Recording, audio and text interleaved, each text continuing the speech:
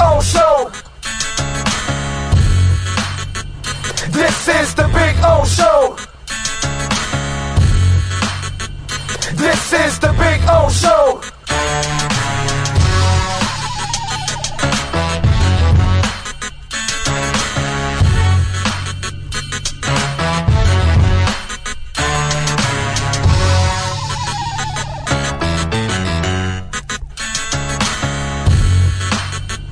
This is the Big O Show. This is the Big O Show.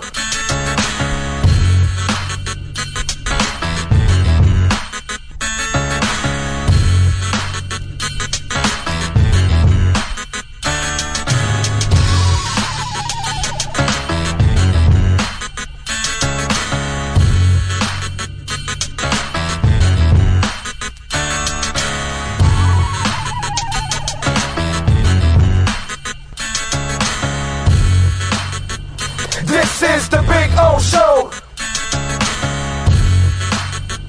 This is the Big O Show. This is the Big O Show. This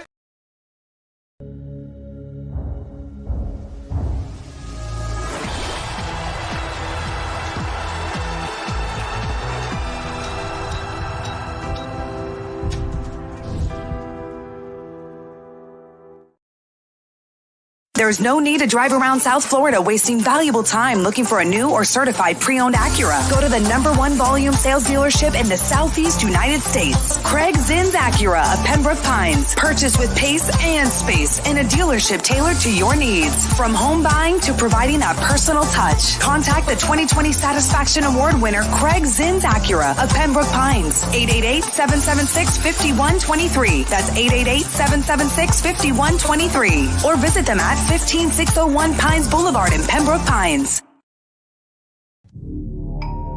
Oh, I think I know what this is. Houston, we have a package. Hello? No matter where you are, the Sloman Shield home security system guards your home. With next-gen perimeter protection, 24/7 monitoring, and interior motion sensing. And right now, get a free Sloman Shield security system and doorbell camera, all professionally installed, for free. Shield your world, the Sloman Shield.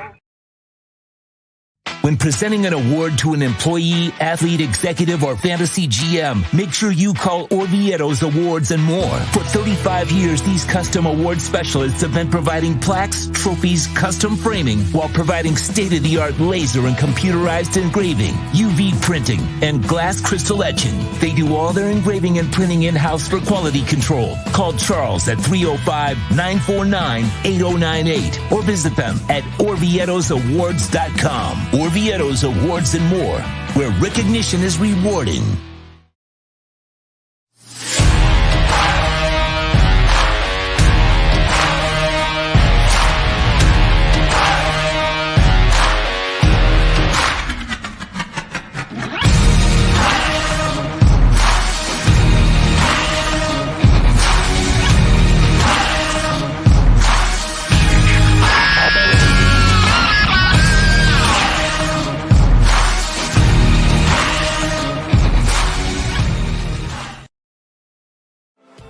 Welton Rayom has more than 62 years of litigation experience handling insurance disputes. They're committed to resolving even the toughest insurance claims quickly. Call them for a free consultation. 954-966-4646. At Welton Rayom, they don't get paid unless you win. Property damage claims to your home, business, or condo as a result of a hurricane. Welton Rayom can help. Water, mold, fire, smoke damage, Welton Rayom can help. Call 954-966-4646.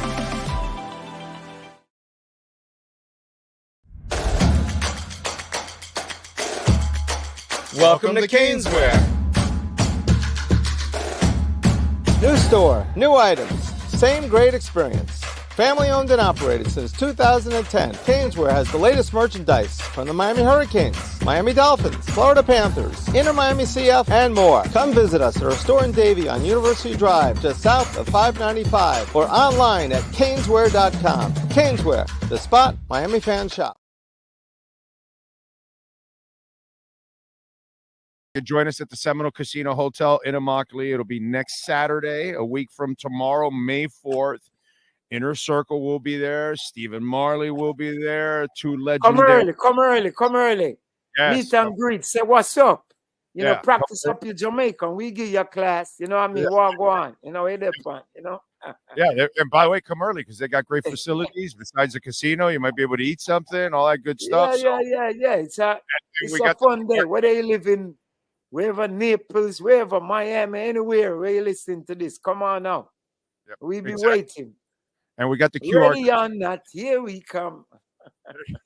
Exactly. There you go. So use the QR code if you want to get tickets and join us next week. And again, Ian, I got to tell you, thank you for taking some time. I can't wait to get to the concert next week with the wife and Jam. Hopefully I'll get to meet you next week, you and your future. I can't wait, man. I can't wait. I'm hyped, man. I'm hyped, you know. I'm looking forward to it, man, and I'm very honored that you were able to join us. I look forward to seeing you next week, my friend. Thank you for taking. Man, come tell him come by the blue and silver bus, man, and holler at us, man. We be on the bus. You got it. Thank you. All right, man. Peace. The viewpoint, statements, or beliefs expressed on the following program by the host, guests, or callers are not necessarily the opinions of FantasyXS.com, Media Group Inc., ownership, management, sponsors, or website. When it comes to South Florida sports teams, very few in the media have witnessed, lived, and covered it like the Big O. Let's start the program dedicated to your favorite South Florida teams with a passion that's unmatched. The Big O Radio Show is on. Here's the Big O. All right. Good morning, one and all. It is a beautiful Monday. I hope you guys are doing well. Sure you're not doing as good as Ian Lewis there from Inner Circle. And the interview, by the way, is on our platform, so you can check it out. And, of course, Saturday will be the concert, so we'll have some fun. Looking forward to it, actually. So a lot of things to talk about today. We did a ton of draft coverage over the weekend. I didn't, Sean and I didn't do like a complete show, but we kind of did a lot. So there's every round coverage. We kind of did it a little different this year, where we kind of did individual shows per round. Although I'm sitting there in the fourth round, and there goes Chris Greer and company trading in. I'm like, hey, man, I didn't have a show prepared for the fourth round. And so we had to scramble and get on the air for that round there, which that was the Jalen Wright pick, which was really, really cool. So that was actually a really, really good one. So we'll go over the draft again a little bit. And I'll go over some of the things that happen also with the street free agent, the undrafted free agents. We'll go over some of those guys too. And then we've got a lot of other things. Obviously, the Heat back in action tonight, the Panthers back in action tonight, the Marlins continue to lose. They are, consistent at least. And then there's all kinds of other little things here and there that we will intertwine on the show. That we have going on. I got a bunch of other things that I want to talk about. And, of course, a little music and entertainment and Bitcoin and crypto and your questions and your comments and all kinds of stuff. And remember, visit our amazing sponsors like Caneswear. We're going to be there on Wednesday broadcasting live. So join us there on Wednesday. And, of course, you can always use the QR code BIGO10. You will get 10% off if you go in person or online. And remember, when you do order online, if you go over $99, you get free shipping. So remember that. That always helps. Free shipping helps, man. And then you get 10% on top of that. Yeah, that is savings. Okay? So we make you money. We save you money. That's what we do here on the show. You know what I'm saying? And, of course, you can also support the show with a donation, a super chat donation, and, of course, Cash App and Venmo. Cash Big O Show. That's Cash Big O Show. And you can make a Bitcoin donation, which that's our favorite kind of donations, the Bitcoin donation. So I don't know how many of you watched any of the draft coverage over the weekend, but if you didn't, you should go check it out per round. We have the different, NFL sources, scouts, personnel directors chiming in, giving me thoughts on the draft picks and those kind of things. So you'll see all of that being intertwined in each of the rounds. So if you want to go back and check it out, there's a lot of stuff there, especially on, I think on Friday, was it Friday's show that we talked a lot about players and situations and how they're affected by it and changing of coaches. Was that Friday, Sean? I want to say, I think it was a very educational part of the show, and I think it was the morning show because it was the day after the draft on Thursday. I don't think it was the Friday night show. I think it was a Friday morning show. That's another one that I think there's a lot of Dolphin history and tied to players and schemes and front offices and decisions and how sometimes it's not even the player's fault.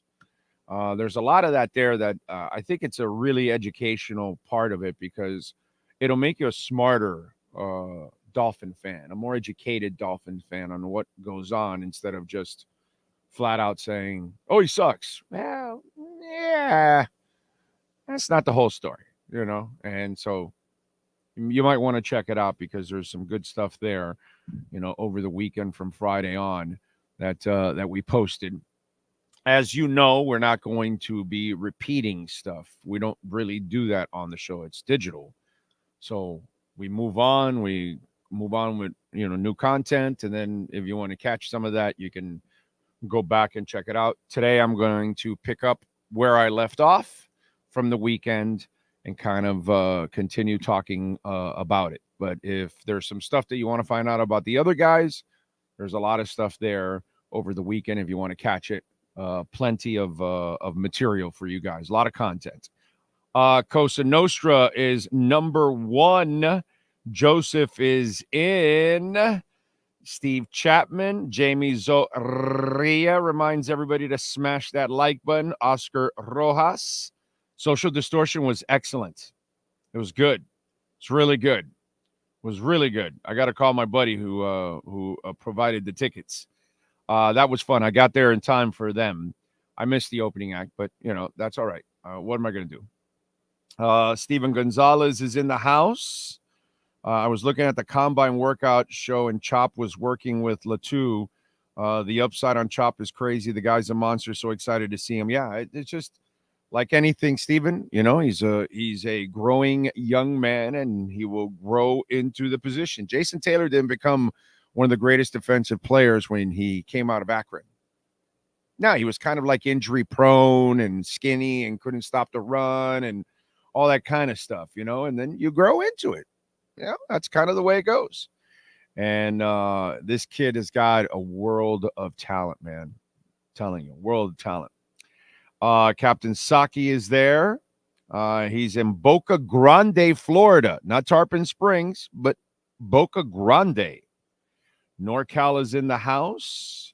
Can't wait to hear your full draft review. Well, you'll have to go back, my man. You're not going to get a full draft review, my friend. That you're going to have to go back and watch the coverage. I'm going to pick up where I left off. I'm not going to repeat all the other stuff. So if you want to catch all that stuff, NorCal, you had to catch all the coverage from throughout the weekend. I've already kind of said my piece there on that. I'm going to kind of pick up where I left off today. So if you want to really catch all the other stuff, you're going to have to. It's not radio anymore, man. I don't do radio. I don't have to wait till Monday. I did the shows. I did a lot of them over the weekend. I did 6 shows, right? First round, second round, 4th round, 5th round, 6th round, 7th round. Yeah, I did 6 shows. I did 6 shows over the weekend. Weapon X United is in the house. Ray Sosa is in the house. Thank God the Heat didn't make the Bradley Beal trade. That whole Suns thing, it's interesting, right? Because, and I'll get back to roll call, but it's, you take for granted front offices, you take for granted coaching, you take for granted chemistry, and sometimes you might think it's a cliche. Sometimes you think somebody's full of shit. Well, there you go. Here are the Suns. All right, let's just go get a bunch of stars and put them together. Yeah, that's not how it works. No, that's not how it works. Because what happened with us compared to the Suns? Let me ask you something with the Suns.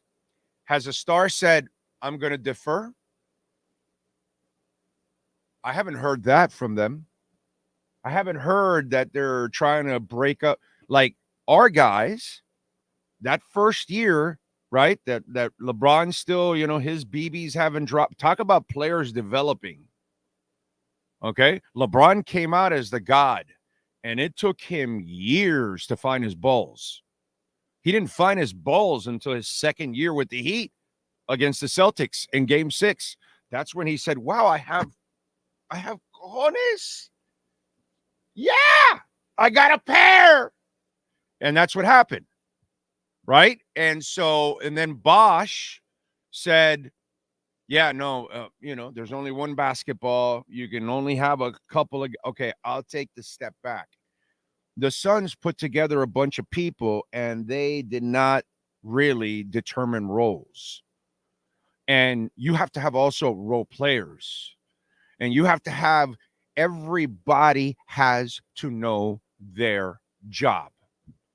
Dan Marley has to know his job. Everyone has to know their job. Shane Battier has to know their job. Ray Allen, you used to be a star. We know that. We know you were a superstar. We know you were an Olympian. But now you're a bench guy that comes off, and you're in a very important key, but you play this role. Right? When you get to the Heat, I don't give a shit who you are. You're going to have a role. They're going to define it for you, because that's the only way you create a team. Right? And so with the Suns, at least this is what I've noticed. You haven't created a team. You just threw a bunch of names together, and you say, okay, yeah, we got a bunch of stars together. It's going to work. Yeah, no, that's not how it goes. No, that's not how it goes. No, you can't have a bunch of egos trying to, fight for the basketball and all. No, there has to be defining roles. And that's what's going on with the Suns, and that's why they got swept. They don't have the coach. They don't have the culture in place, and they're letting the players run the whole thing, and especially Kevin Durant, who's a first-class dick. So, when you got a first-class asshole as your number one guy, it's kind of hard to work around it, because a guy like that needs a guy like Riley to tell him, no, bro. Listen, this is how it goes. But, Kevin Durant's an idiot. Think about it. Kevin Durant is one of the dumbest mother effers on the planet. Okay? Kevin Durant was given Halle Berry and Salma Hayek, and all he had to do was just hang out with that threesome and just have great sex for the rest of your life. Instead, he leaves Golden State, and, what an idiot. Because of his ego. I got to go find my own team. No, dude, you were just fine. You were the best player on that team for those 2 years that you wanted. Just keep winning titles. You had it going. And it's karma. Karma's a beautiful thing, dude. With all your burner accounts and you being such an asshole and being an asshole at Golden State after, you were handed, you put yourself in a great position, and you didn't even realize that you were in a great position. That's all. It's Carmelo with Lala Anthony, and now he's no longer, and she's, So, it's, you had an incredible piece of ass, and you ruined it. That's kind of what it is. Durant had an incredible piece of ass and ruined it. So karma is beautiful. What's happened to him with the Nets, what's happened to him with the Suns. I got to tell you something. I enjoy watching Kevin Durant go through hell, because since you've been such a king-size asshole, you deserve every bit of bad news and bad culture and bad breaks that you deserve, because you're such an asshole. So sometimes karma works in beautiful ways. And with Kevin Garnett right now, it is working in an absolutely beautiful way. That's how it goes. That's what I would say to that. Weapon X United is in the house. Oscar Ross says Bon Jovi's coming out with a new album in June. Wasn't John Bon Jovi's voice shot? Yes, it is. Yeah, don't go see John Bon Jovi. And his new music sucks. It sucked for years. He doesn't play a lot of the jams. He's not with Richie Sambora anymore. It's a joke, dude. You know, it gets to a point sometimes where these acts have kind of run their course. And when they run their course, I'm kind of like, okay, I'm done. I'm moving on. So I've moved on from Bon Jovi already for years now. And I try to warn people before they go to the concert and they spend their money, burn their money away. Crypto Fins is in the house. NorCal's second account is working. Ryan AP, Kyle Cockrell, Think Blue Dodgers, One-Eyed Jack. Says you rested after a busy weekend you had. As always, we appreciate the coverage and all the hard work from Sean and yourself. Thank you. Isaiah's in. Eric Simon in. Alexis in. Luis is in. Trade Tua already. There's really, I can see why there's so much like disaster in this world, because there's a lot of stupid people in this world. You know, it's kind of like you see it. It's just there's a lot of you out there. You're just not very bright. And Lewis is a perfect example of that. Gus, Brian Landis, Gordon Shumway, Jason Davis, Lisa Rose. For a team that needs to win now, we drafted like we're rebuilding. Jason, the problem is, brother, you're not thinking for yourself. You know what you're doing? You're listening to other people that make no sense whatsoever. That's all. They're not rebuilding. And anybody that's telling you that, they're just taking a negative stance on the whole thing. How are you rebuilding if you're better at linebacker with Jordan Brooks than Baker? If you're better with Fuller than you are with X?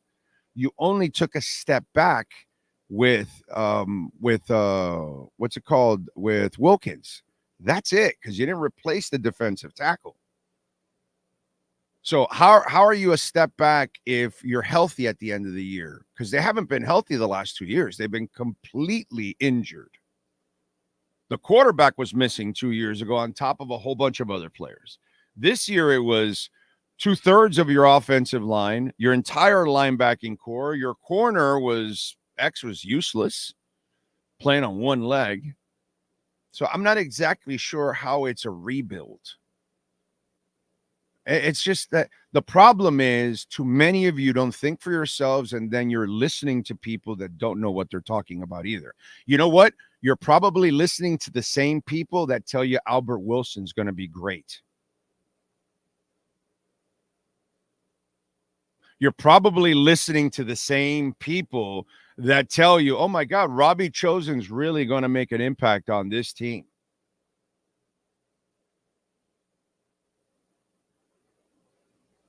Did they have the same kind of opinions?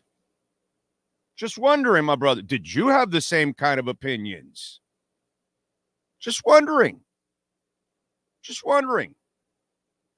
That were they the same people that said that Austin Jackson would never become a player? Were they? Or was it that he didn't have the proper coaching? Because that's what we said here. It's hard to judge him. Yeah, he looks terrible, but he's got no coaching. Did you listen to the same people that told you that Tua was injury prone? Or did you listen to the person that said, no, it's not that he's injury prone, is that he holds on to the ball too long.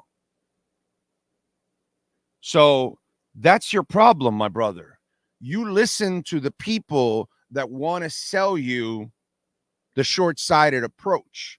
They don't give you the macro. They don't give you the big picture. They don't educate you on actually what's going on. They want you to be in the panic mode in the short term. And in the end, you're not going to hold them responsible, right? Because you don't, right? Because they told you that Robbie Chosen was, really going to make an impact, right? Didn't they tell you that? That's what they told you. And they told you that Tua Tagovailoa should quit football. That's what they told you.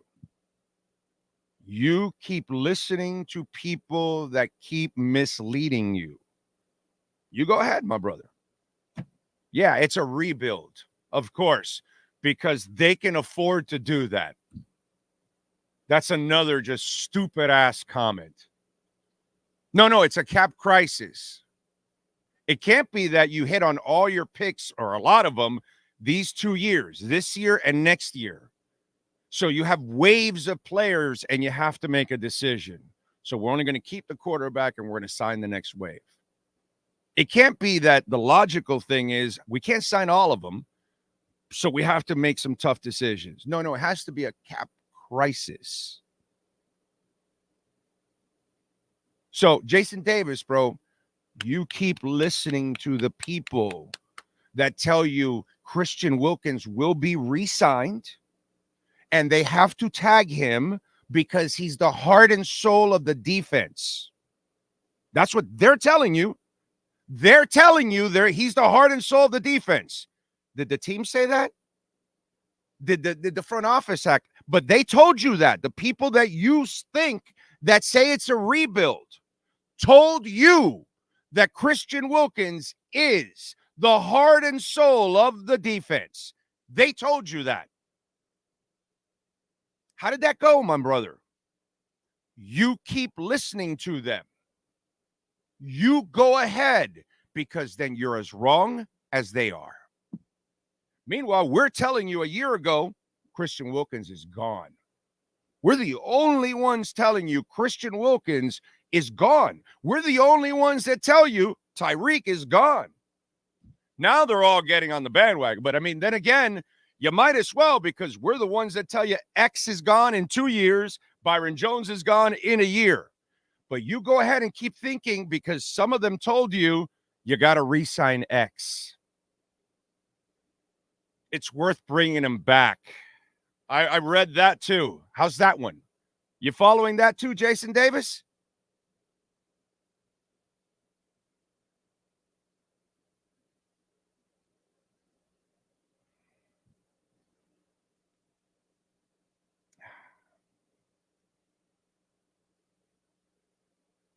Be careful who you follow, man. Problem is, they may not know what they're talking about, but they need to sell you sensationalism and drama, because that's what gets clicks. I don't give a shit about clicks. They come, and it happens. But I know my people that are watching on this platform right here, they get the bottom line honesty. They get exactly what's going on 95% of the time, because I'm going to be wrong. Not a lot, but I'm going to be wrong. And we don't play the sensationalism game. We just call it like it is. We don't need to talk up Robbie Chosen, because we know what Robbie Chosen is. We don't need to talk up Albert Wilson, because we know what Albert Wilson is. We don't need to talk up that you have to sign Wilkins, that you have to tag him, you have to sign him, you have to tag him. No, because I know he's gone already. But they need to do that because it sells. It keeps you out there on the plank. They're going to sign him. I'm going to jump. They're not. I'll stay. That's what they want. They want to keep you on that plank. I'm not doing that, bro. Not doing that. Okay? So you listen to them about Flo. Oh, he's got a 7-game winning streak, and I'll tell you, he's getting fired in the middle of it. But you go ahead, Jason Davis. You go ahead and listen to the people that tell you it's a rebuild. Let's see. Cidola, Isaiah, Lenny Pena, Luis Benito, Nyborg, Bangkok Bill. I went from 265 to 203 months a year ago on carnivore. Never was hungry, eating once a day. Fatty steak, bacon, eggs, fish, water. I feel great and still do. Still at 200. Good for you, dude. That's freaking awesome, man. Proud of you, brother. Way to go. Let's see. Corey Walker. Stanley Gauss is in Manila.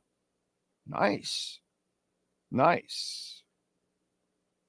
Sportstradamus was right again. 2 edge players chosen. You got to get some pass rushers here, man. We'll talk about that too, by the way.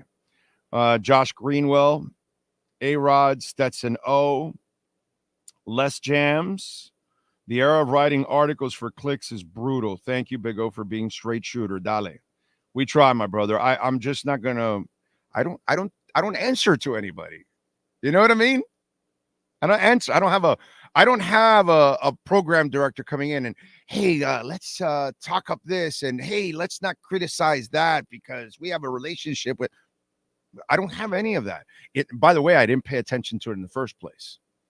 They kind of knew that. You know what I'm saying? They kind of knew that. So it's like, yeah, don't bother. He's going to tell you to go fuck off because that's what I'm going to do. I had a program director. Hey, why are you calling Whiteside a knucklehead? We have a relationship with the team. And I'm like, he left an automatic rifle in his car that was unlocked and it got stolen. He was stupid enough to walk out with a rifle, a 7-foot man that everyone can see. He puts it in the car unlocked and walks back into the gun store instead of walking out when you're leaving and leave with the car and the gun. Instead, let me show everybody I'm putting my gun in my car, my rifle in my car, and I'm actually going to go back in. I go to him, don't you think that's pretty stupid? Yeah, but we get a relationship with the team. I don't care, I told them. That's your problem, not mine. If they call you, tell them the same thing I told them. If the Heat would call me about that, I would go, well, wait a minute. So you're defending Whiteside now? Then you're in a bigger hole with me now. So the team can't call me on that because that's not going to help you. I'm going to bury you even more now at that point. So you're better off just staying quiet, leave him alone, let him say his piece. He's not saying anything wrong because I'm not. Whiteside's a stupid-ass mofo. What do you want me to do? But that's the stuff that I used to deal with. I had a program director. I knew Patrick Surtain wasn't playing that week. So I was going to report it. Didn't let me report it. Why? And I probably would have gotten it out without the program director in today's world because I probably would have put it out on social media and it would have been too late. And they would have told me, hey, you can't do that. And why?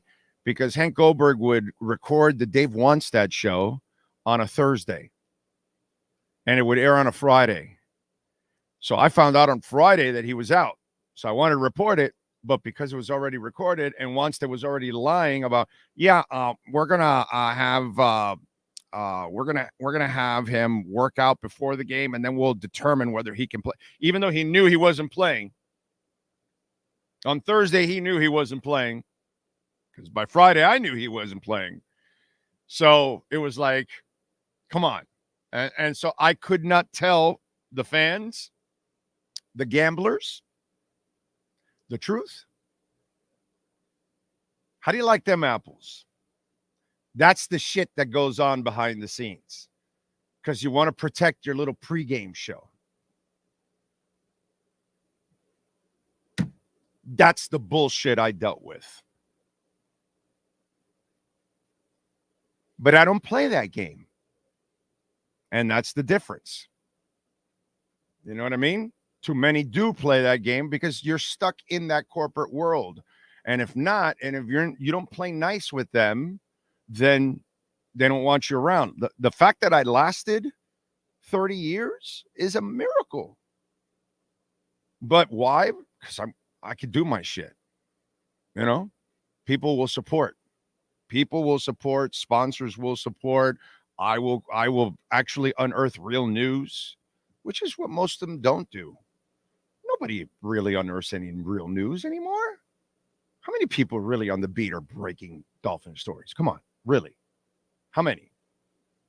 So, you know, it's just like and nobody breaks it on radio. Jesus Christ, electronic, TV or radio, they rarely ever get a story. Rarely. Writers are the only ones that, if anything, they're the ones that'll break it. So this is the kind of stuff that I don't have to deal with anymore. I don't answer to a damn person anymore. It's a beautiful thing. The freedom that we have here is just awesome. And that's why I tell you guys, support it, man. Go to Caneswear, you know. Please visit our sponsors. Go to Acura. Go to the Top Gun. Go to Hialeah Park, Perdomo, Cutter's Edge, Sloman's, Welton Rayom, you know. Support our sponsors, man, because that's how we stick around and give you what you need. If not, you're not going to get it. You're going to get a whole bunch of political crap that they're lying to you half the time, or they don't know what they're doing. Let's be honest. Let's do it. What's your biggest concern with this? Are you concerned about the depth quality of left guard, right guard, or do you have faith in Butch and the team? No, I have faith. I'm going to get into that in hour number 2. Okay.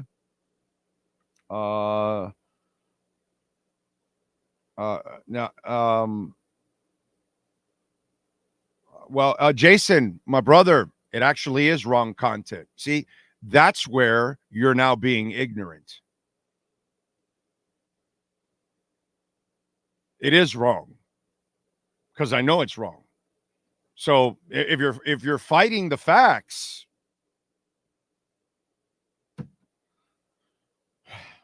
can't help you, brother. Looks like you're the one that needs to chill out. All right, let's do it. Let's talk a little Miami Heat. They try to survive tonight against the Celtics. Ira Winderman on our Acura Pembroke Pines Miami Heat and NBA report next. Heat fans, time for the best insight of your favorite team with insider Ira Winderman, exclusively on the Big O Radio Show. It's the Acura of Pembroke Pines Miami Heat and NBA report. Here's Ira Winderman. All right. How you doing, Ira? You doing good? I'm doing good, getting ready to get this Acura Pembroke Pines report out of the way, so next round I can talk to you from the second round in Cleveland or Orlando, maybe. No, you won't. Anyway, listen, one of the things that I want to commend the Heat on, because there's a shit ton of things that we can do in the last 25 plus years to commend what Pat Riley and they do. Just go look at Phoenix. Yes, I knew you were going to bring that up. And, you know, you just want to throw a bunch of stars together and you think it's going to work, right? And so I don't know if you can hear the dogs in the background. Those are 2 little dogs making a lot of noise. Anyways, so you check it out. You see the stars. And when you don't actually define what people have to do, what roles, what sacrifices must be made, because after that first year, they figured out, all right, Bosch understood he had to sacrifice. Sure. He had to, you know, and by the way, this hasn't mattered throughout Riley's existence and with Spo. It doesn't matter what team you have, even if you're Zoe and Timmy. Marley had his role, just like Battier and Ray Allen had their roles. Everybody's found roles all throughout the existence of this franchise. It's not just about bringing stars. It's about how those stars will mesh together. And so kudos again goes to the Miami Heat, because people just think, hey, we'll just throw a bunch of money together. We'll bring a couple of stars and they'll come together. And if there are no sacrifices made And if there's no understanding, like there has been over and over for 25 years for the Miami Heat, this is why you have the Suns. And you could see what the Suns didn't do and that the Heat did. They realized you can have your big three, but you need other pieces also. So no sooner did LeBron and Chris Bosh arrive than Mike Miller was added, and then eventually Shane Battier and Ray Allen and Chris Anderson, and they kept augmenting. That it's not just about three players. It's never been about three players, no matter the big three you spoke about. Go back to Boston with Garnett and Pierce. Without Rambis, you're not going to win without, It's a team. You have to be a team. You have to be a team. That's the lesson for Phoenix. So you get the new owner who wants to spend all the money, so much like Prokhorov was in Brooklyn when he said, I'm going to get Garnett, I'm going to get Pierce, I'm going to get Darren Williams, we're going to be great. No, you need more. And you're seeing that right now. What's interesting, Big O, is, and I know where you stood on this, but when we go back to last June and last July, got to get Bradley Beal. Need to have Bradley Beal. Take the no trade contract. Phoenix is kind of screwed because of that. There are great talents, and then there are other players who are supporting players. You could talk about Bam Adebayo later. There are players who are somewhat over the hill. You have to be careful, like the Heat do with Jimmy Butler now. Kevin Durant at 36 is not the same player he was in Oklahoma City or before that in Seattle. Yeah. He's not the player he was in Golden State. You get older, things change. You get a new owner in Phoenix, he gets starstruck. Ooh, I'm going to have some Durant. I'm going to have some Booker. I'm going to have some Beal. And now you can have a lot of time during the playoffs to watch other teams in action. Roster construction matters. The Heat, for the most part, have been good. They took an older player in Kyle Lowry, and they learned a lesson. Yeah. And by the way, again, with the Bam stuff, I'm good with Bam. What I'm not good with is how some of you define him. I'm great with Bam as a three. Your real problem has been that the front office has failed to get that other star so you can have the 1-2 punch and Bam support. Bam is fine. Bam does exactly what you want him to do. It's just he's not going to be the guy that carries your offense. He's not the guy you run an offense through. He's a guy that complements your offense and does a great job of complementing your offense. So really the failure has always been that they didn't get the other star. That's really Bam is not a failure.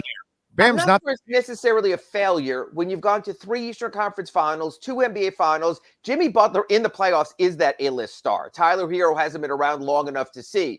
The problem is something that's sustainable and something that'll endure. That's much, much harder to build. You don't see that a lot in today's NBA. You're seeing it in Denver with the roster they put together. You're sure as hell going to see it in Oklahoma City with the incredible youth and Holmgren and Shai Gilgeous-Alexander, what they have going on here. It's hard. It's not easy. It's not, let's go do this. The Heat have found a way in the playoffs, and the lesson was this year, you fool around in the regular season, you don't wind up getting much of a playoffs.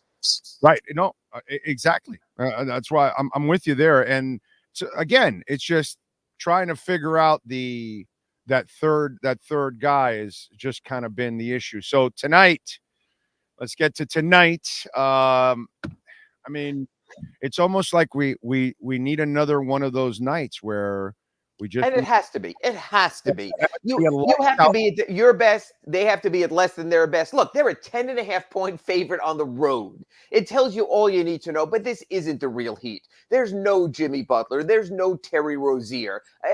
People forget there's no Josh Richardson who would help here. Big O, as I watched the playoffs this weekend, what kept smacking me in the head is this. If they would have given more of a crap during the regular season, they could have been playing a more vulnerable Knicks team that's a one-man team, or even more, they could have been playing a Milwaukee team that the Pacers have now that is so broken down with Giannis out, with Lillard injured, now with Middleton iffy, and they could have been in that series. So don't give me this, the regular season doesn't matter in the NBA. With 2 more wins, the Heat could have been in the driver's seat in the first round. Now, I'm not going to say they didn't give a crap, but the record sort of seems to indicate otherwise what they did when they fooled around and messed around during the regular season. Yeah, no, it's not, they didn't fool around. They just don't give a shit about the Jimmy doesn't. Some of them don't. I think there are plenty of players from the Hawkeses to the Bams to the every night guys. The problem is your leading man is setting a tone. It's like, no offense, Sean can be the best producer, but if you don't show up for work, it's probably not that good of a show. Same thing with the Heat. What Jimmy did this year and then being unable, hey, happenstance happens. You know what? If you didn't have Jimmy Butler, but you weren't going against the Bucks without Giannis, without Lillard, with the hurt Middleton, you would be in the thick of that series. You have to position yourselves better. The Heat were positioned against the only juggernaut in the East. I think you'd agree. We've watched the rest of the East playoffs. The Knicks, okay, they're Jalen Brunson. The Sixers, okay, when Joel Embiid is healthy, which he's not right now, they could be really good. The Bucks, when healthy, they're not right now.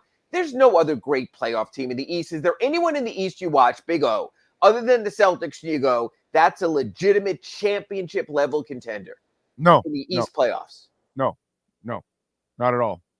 Not at all. Only the Celtics. That's it. That's the only person that I see. They could have been in the 4-5 with the Magic and Cavs. They would have been in great shape against the Cavs. They would have been in great shape against the Magic. Again, 2 victories away, and the Heat are in the 4-5 matchup. They're able to withstand the injuries. Jimmy comes back late in next round. They're able to move on. Instead, because of the crap that happened in November, December, January, February, this is where you are right now. This is a team that gave its superstar the 3rd game of the season off for rest. That's the stuff that comes back and bites you.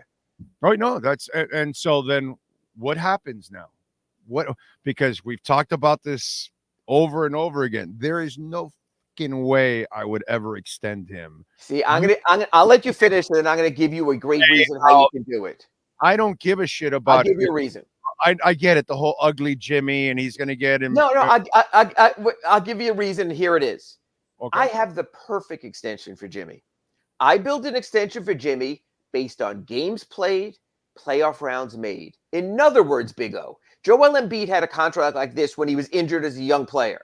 And the Sixers said, play X amount of games, get X amount of dollars. 1, you're making Jimmy show up. 2, you're paying him based on how deep you go in the playoffs. You know what? Jimmy might go, well, that's not fair. What if I get injured? And my thought is, well, what about all the games we paid you when you were injured at $50 million a year? There is a workaround that would inspire Jimmy, that would provide a payoff to the Heat. Now, his age is not going for that. His age is not, service rendered. I'm not going to do that. But you know what? You get X amount of money if you play 40, X amount if you play 50, X amount if you play 60, X amount if you play 70, but only if you go to the 2nd round or the 3rd round or the NBA Finals. So maybe it's a little contract, maybe it's a big contract. Imagine this, Big O, getting paid to actually play. What a novel idea it would be, right? Is that something you think they're going to really try? Oh, I think the Heat will try it, and I think I know what Jimmy's agent and Jimmy are going to say. They're going to say, I gave you 5 years, and you didn't even give me a playoff roster, and I had to lift this team, so hell no. My question would be then, what other teams will be interested? Now, the Butler camp, I'm sure will say there's plenty of teams. There might be desperation. It might be the Mavericks if they flame out against the Clippers. It might have been the Knicks if they flamed out and it looks like they're not against the 76ers. There's always going to be the Suns-like team that is desperate and will latch on to anyone. So, yeah, you might be able to trade Jimmy for Bradley Beal. You might be able to trade him, for the 19th time for Kevin Durant, something like that. But that's what you're going to wind up getting in return, is someone else's older, over-the-hill kind of player. In free agency, not so sure anyone's rushing out with $50 to $60 million. Yeah, I just don't see that. And by the way, I will say this. The Jovic thing has been absolutely fantastic. And if anything, coming off game 2, I'd like to see him shoot more, because he was one of the guys. I agree. He was one of the guys that was actually efficient in that game. So I really love what I'm seeing from Jovic and from Jaquez. Yes. So for me, that's what this series is about, is these young guys getting, some like Eric Spoelstra says, there is no better seasoning than playoff season. You never learn more about a player than in moments of truth like this, and it really is heartening. Now, here's the big deal, Big O, and I'm going to ask you this because you're also a fan. You've been to Heat games. Which do you prefer more? A team that'll tease you all season and might have a chance to win deep in the playoffs, or a team that busts its ass all the time, might get you to 42 or 43 victories, but every night that you pay to go to Kaseya Center, you know you're going to get top effort from guys who are on the rise and the upswing. So Heat Nation, you can talk all you want about, they're not going to get out of the first round, they're not good enough, but do you want to be entertained during the 6 months that precede the playoffs. I do. I like going to Kaseya Center every night and going, hey, I'm going to see something interesting. I'm going to see Jovic against Asar. I'm going to see Jaquez doing his little footwork stuff. I'm going to see the Heat's first-round pick this June adding something to the mix. I'm going to see the other kids. I'm going to see the amazing Spider-Man. I'm going to see growth. I like that. It doesn't always have to be about championship. As long as your team is rising, I have no issue. There's nothing worse than you get the team on the other side because you did what the Suns did, because you might extend a player you shouldn't extend. I'll put it simple. You mean you'd like to see Heat basketball again? Because that's Heat basketball. And I see it from half the roster. And I see it, Heat basketball is Riley's first year where he's scrambling, with making trades to put up the roster, and one of his best coaching jobs to go 41-41, okay? And one of his best coaching jobs, but they were busting their asses every night trying to win a game, no matter who was on the court. That's what I'm used to. That's why the last 2 years in the regular season has been unacceptable. You got lucky last year. You got the break with the Giannis injury. Things went your way and you ended up in the finals and all that. And this year, reality has hit you right in the face. You tried to play that same bullshit and you got burned. And by the way, this is what's normally going to happen to you when you try this. What happened last year was the absolute fluke. This is what will happen to this team every single time they're going to try this bullshit about coasting in the regular season. This is what's going to be the result. You're going to get bounced right away in the playoffs because you're not that good.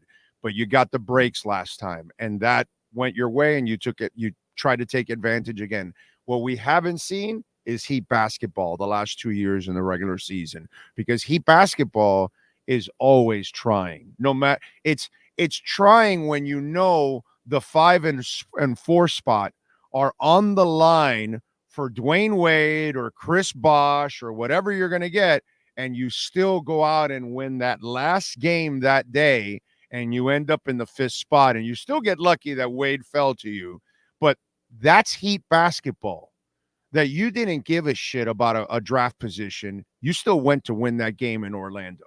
And I'll give you one more, Big O, because I know a lot of our listeners on the Accurate Pembroke Pines report go way back with the Heat, or the year that they started 11-30 and finished 30-11. And Eric Spoelstra got more out of Dion Waiters and James Johnson and Willie Reed than any coach could have, and they still made it matter. They could have kicked it to the curb. They could have gone for lottery position, and they said, we'll take, we'll wind up with what we get. We'll get Bam Adebayo. We'll be fine. Life will move on. That's the kind of stuff we expect from the Miami Heat. Not the talk in the corner of the locker room when we'll be fine in the playoffs. Because you know what? Come the playoff stuff happens. Injuries happen. We've seen it happen to a bunch of teams this postseason, even Embiid in Philadelphia, Milwaukee. They lose Lillard on top of it, and then Portis gets kicked out. It's like, and Middleton is hurt. Yeah. So you run that risk. Give me competitive, give me crap. I think it's going to go back to that. And even with an extension or not extension, I believe Pat Riley just called Jimmy Butler into his office and going, this has to stop. And November and December have to matter to you. And I do not want to hear anymore, wait until we get to the playoffs. It's not fair to your teammates. It's not fair to the fan base. And it's not fair to you. No, it's not fair to the season ticket holders. Yeah, I'm saying the fan base. Exactly. Yes. Oh, no, not just the fan base. I'm talking about the season ticket. Every night. If you pay every night, you should play every night. I agree. Those people are paying front row seats and lower bowl seats and suites, and man, those people deserve an effort every single night. That they cared, right? They're using their hard-earned money to pay for those tickets and suites and T-shirts and jerseys and all that. The players have to give their part too, dude. I mean, absolutely. That organization has never been about that. It's like we've watched the soul of the Miami Heat just go over to Sunrise. Boom. And it landed right there with the Panthers. And how the Panthers have carried themselves on and off the ice is exactly how the Heat used to carry themselves. On and off the court. The Heat know that. They recognize that, and I think there will be change in that regard. Absolutely. Of course I know that, dude. I've been around them. I know how that I know how those employees are, dude. I know how they are. They Now, I've never seen a group of employees have more pride in their organization than Heat people do. You just go to the family event, and right away you'll find out how much they give a shit about their organization. They truly care about working there. That's how those people are, dude. That's why what's gone on the last couple of years does not resemble anything that they've created there. And that's where that's gone a little bit awry, and that's got to be straightened out, man. It's got to be straightened out. So tonight we're just hoping for a lights out shooting performance. If we don't get that, we really don't have a chance, right? No, it's been since the start of the series. You need the Heat's best game. You need one of the Celtics' worst games. 10.5 points tells you all you need to know. The lines on this series so far have been 15.5, 14.5, 9.5, and now 10.5. This is a typical 1 versus 8 series where number 8 is injured. And you know what? This Heat roster that's available is a lottery roster. This is not even an 8 seed. The injuries have crippled the Heat. Even if you had Terry Rozier, you'd have the one guy where you'd say, you know what? He could win it at the end like he did in that game in Cleveland. He can pull some shots out of his whatever and do it. They don't have that player. It's Tyler Hero or bust. The Celtics know that, so they sick their defenders on them, and they go, anyone else beat us. There is no anyone else available. By the way, I hope DeLon Wright is in a half-decent place, because obviously that's got to be rough for the young man, because he's making a quick turnaround. He'll be available. He was on the way back yesterday, and they need him, which really tells you all you need to know, that if you would have told me at any point in the season, Ira, can the Heat win without DeLon Wright in the playoffs? One would have looked at you like you were crazy, but he's been an important piece for them because they are so depleted. By the way, I normally am pretty critical of Tyler's wardrobe, but I got to say the hat was really fresh. I have no problem with Tyler. He might not be hitting shots, but he's working his ass off. He's trying to do everything he can. He's trying to carry a team as a number 2 or number 3, being asked to play a number 1 on the biggest stage in all of sports. It's a tough deal. Tyler is working hard. Someone, matter of fact, compared to me, they spoke to me about guys who just want to be stars, and they compared it to Justice Winslow, who I never thought loved the game. Tyler Hero is a basketball junkie. Tyler Hero would be out on the hard courts, outside on the asphalt playing basketball. He loves the game. He's being asked to do more than he has at the toughest time to do it. But Tyler's busting his ass out there. Sometimes shots just don't fall. Well, the Malcolm McLaren hat it was fresh. So I gotta give him. I like the bunny ears, but maybe that was more for Easter. Yeah. There we go. All right, Ira, what do you got going on the Sentinel so folks can check you out? Posted a feature this morning on Kevin Love, who really gives all he has, and said, you know what? It's such a different life. When I was in Cleveland, his only other previous playoff attempts, they were always the favorite. And he says, you know what? Kind of fun to be the underdog, because I know who we have left is going to scrap and push. So this is sort of the other side of life of Kevin. And I also like a veteran who understands it's not his time. This series doesn't favor his style of play. Thomas Bryant played over him in the second half, and instead of bitching about it, he said, you know what? Different horses for different courses. I might have to wait my turn. Kevin Love has fit like a glove with this team. He is of Heat culture. It's nice to see that he understands that. And with UD gone, he's serving as a mentor. So I wrote that. And I also wrote in my Ask Ira today, even when the Heat had all their players, they couldn't score. I'm not saying they have to bring in an offensive coordinator, but I think they've got to find a better way to do it, because in today's NBA, even 100 points isn't enough. Yeah, I know. They need a star, bro. They need a star in a big-time way on this team. All right, follow him on Twitter at Ira Heatbeat. Ira, as always, thank you, my brother. Enjoy the basketball tonight. And again, catch you from the next round on next week's Accurate Pembroke Pines Report. Thanks, Big O. You got it. There you go. Ira Winterman, the hopeful one. The Spring into Performance sales event is going on right now at 15601 Pines Boulevard, just off of I-75 in Pines. And, of course, I'm talking about Craig Zinn's Acura Pembroke Pines. We were there on Friday. Right now, the Spring into Performance sales event is going on. 1.9% financing, 36 months. The 2024 Integra, $299. The RDX, $419. The MDX, $489. Also, check out the fleet of certified pre-owned vehicles. They got a lot of them, so you can go around, pick the car you want, the color you want, the style you want, the model you want, but more importantly, the price you want. Tell Larry Schlossberg and Pat Nasto and Tony Stampone and all the great people out there that Big O sent you. And if you own or lease an Acura, Mike Chan and Jordan Ferber can take care of you at Craig Zinn's Acura of Pembroke Pines. You've been listening to the Acura of Pembroke Pines Miami Heat and NBA Report with Ira Winderman. When you're looking for award-winning service and great deals from the #1 volume Acura sales dealership in the Southeast United States, you go to Craig's Inn Acura of Pembroke Pines at 15601 Pines Boulevard in Pembroke Pines. Right. Thank you. Amita said it's entertaining to watch and listen. Oh, rip these fair-weathered fans and groupthink parrots. If you were a GM for a day, you'd blow up the franchise in 10 minutes and make them irreparable. Yeah, that's very true. But I love how one guy's like battling me with facts. Like, I'm giving you the facts, bro. Like, what can I tell you? Down 2%. Keep stacking those stats. Yes, I'm with you, Evan. Don't stop stacking them sats because you will not have a chance later on. So, there's a lot of FUD going on right now. The economy isn't doing well and all that kind of stuff because the economy cannot do well. That's the problem. When the feds kept talking about 2%, I kept laughing. I kept telling my wife, they'll never get to 2%. 3 to 4% we'll be in the 3%. That'll be the new 2%. Our deficit's too big. You just can't do that. The math doesn't jive, but and what the Yellen said, this inflation is transitory. No, it's not. It's permanent. It's going on all over the world. This is what people don't understand. It doesn't matter where you live, in Germany, in France, in England, the United States, Russia, Peru. I don't care where you live. It's everywhere. It's more expensive, and the gas is more expensive, and real estate and all that. And it might be more expensive here than in other places. Why? Because we're in more demand than in other places. So it becomes more of it doesn't matter who's running it. They cannot fix the mess they've created.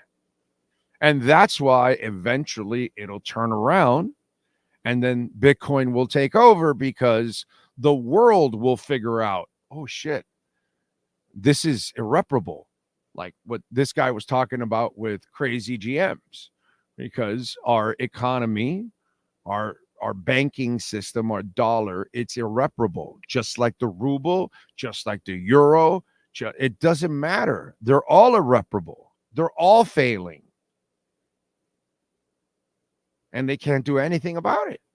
They can try to raise rates, they can try to print money, but all they're doing is just making it worse along the way. That's all they're doing. I've been explaining this to you for 3 years now. So this is why my man that wants to keep stacking sats is absolutely right. Ira sounds like you now. Well, yeah, almost. He's not there yet, but almost. I've convinced him. You know what I mean? Yeah. Eventually, what are you gonna do? Keep arguing with me that Bam's a franchise player? You can't. You can't keep arguing with me that Tyler's can be the guy. No, you can't, because they're not. So it's eventually you can't keep arguing with me that you got to give Jimmy an extension. You can't. You know what I mean? You want to, that's fine. But if we look at the real deal, you can't. We have to admit what we're seeing. Do you think the Florida Panthers could close it out tonight? Yes, I do. It's just Tampa has a lot of pride. They're a great franchise. Brother, they did everything to eliminate the sweep on Saturday. And Florida came back 4-3. I don't know about you, but in that third period, I was feeling pretty confident. I was going, all right, they're coming back, because it went 3-0, and we're like, man. But I wasn't like depressed. I was like, okay, well, today's not the sweep, and then at the same time, I'm also realistic. Yo, man, respect to Tampa Bay. They're a great, great franchise. It's what Florida wants to be. And yeah, Florida is the better franchise right now, but they got a lot of pride. They weren't going to get punked like Phoenix.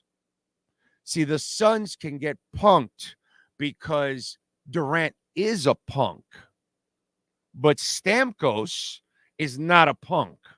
And you're not going to punk those guys. Okay? Vasilevsky and Stamkos and all those cats, you're not punking them. You're punking the Suns because they're wusses. They're weak. They got no character. They got no spine. But Tampa Bay, you know, that's a franchise. So I have immense respect for the Tampa Bay Lightning. Okay? And they have a lot of self-respect, and that's how they played on Saturday. And I wasn't surprised. See, now the Celtics and the Heat, let me give you the difference on how I look at it, right? The Celtics got bored with the Heat in game 1. Go look at it. The studs came out in the first half, torched the Heat, they controlled them completely, and then they coasted in the second half and just put the Heat away. They got so bored that it rolled over into game 2. Miami came out lights out. They didn't come out with any edge, and they gave Miami the game. And by the time they tried to respond, it was too late. The hole was dug. It was over for the Celtics. Game 3 comes. They said, enough of this shit. And so I'm sure the coach said, this came from game 1, not game 2, guys. Let me show you the second half where you guys didn't give a shit about the second half. And they came back and made, a little run and didn't threaten completely, but made a little run because you got bored with them. That's the difference. I expect the Celtics to come out and kick Miami's ass again tonight because they've kind of learned their lesson from the back end of game 1 and then what happened in game 2, and they're much better. Miami has no business. Winning one game that was it. If you have a great coach, you might be able to win a game. And Spo did it. That's about it. If you win 2, then obviously Spo's absolutely phenomenal. But should you win this series? Should you be competitive? No. You have no business. Celtics should kick their ass. That's really what should happen today. Celtics should kick their ass. But I understood what happened on Saturday with Tampa. It's a little different. I look at that completely different. Big O, I got on late. Are you good with the Finns draft? My man, it's all on the weekend. I did a first-round show, a second-round show, a fourth-round show, a fifth-round show, a sixth-round show, a seventh-round show. And there you go. Yes, I'm good with the draft, but you can check it out more heavy. It's all there. I'm not big on repeating. Remember, this is a new show. I'm going to talk about rounding out the draft with the undrafted free agents today, that kind of stuff. And we will do that to start hour number 2 next. For over 16 years, EJDconstruction.com has provided South Florida residents quality craftsmanship, accurate project management, and exceptional service. That's why EJDconstruction.com is an A-rated member of Angie's List and the Better Business Bureau. When you're looking for the right custom home builder for additions or home remodeling, please call my friend Eric at 305-433-4843. That's 305-433-4843 for EJDconstruction.com. With more than 62 years of litigation experience handling insurance disputes, Welton Rayom is committed to resolving even the toughest insurance claims quickly. At Welton Rayom, they don't get paid unless you win. They handle complex personal injury claims caused by the fault of another in both state and federal courts. They handle auto, trucking, motorcycle, slip and fall, and bicycle accidents. Call 954-966-4646. That's 954-966-4646. Welton Rayom can help. Oh, great. You have a doorbell camera. Now you have a front row seat to your house getting robbed.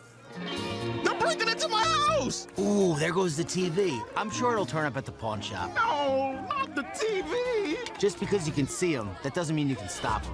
With Slogans, you get 24-hour monitoring, a free home security system, and professional installation. Plus, free doorbell camera, one that'll actually work for you. Get out of my house! Get out of the house!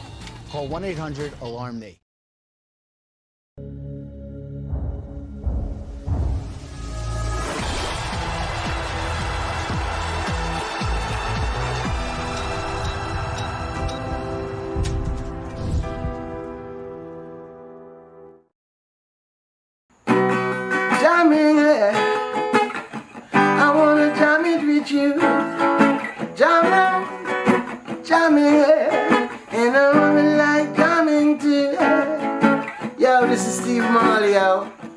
And on May the 4th, I'll be in Immokalee at the Seminole Casino Hotel with the legendary Inner Circle.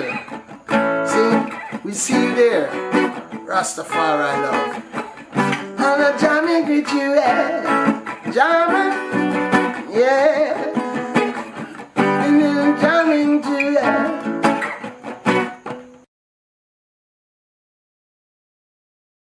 The viewpoints, statements, or beliefs expressed on the following program by the host, guests, or callers are not necessarily the opinions of FantasyXS.com, Media Group Inc. ownership, management, sponsors, or website. When it comes to South Florida sports teams, very few in the media have witnessed, lived, and covered it like the Big O. Let's start the program dedicated to your favorite South Florida teams with a passion that's unmatched. The Big O Radio Show is on. Here's the Big O. At hour number 2, Jeremy Dorsett, love you. You know I love you. I love the fact that you're very committed to our show. But let's go with a little let's go with accuracy. Okay. You put Ray Sosa, Big O suggested Jorge Mas to buy QAM. No, I didn't.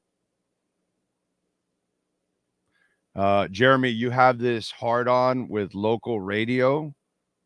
Radio's dead, bro. I went to work for Jorge Mas and I wanted to create on-site radio because the future is digital. I told Jorge Mas not to be involved in radio. Okay. And look now, they went back to radio. Were they on radio this weekend or did they get bitch slapped to another station because they're the redheaded stepchild? And I told them that would happen. They weren't on QAM because they're never going to be on QAM ahead of the Canes, ahead of the Dolphins, ahead of the Heat. They're not. And so I told them never go to radio. I told them create your own signal because everything is digital.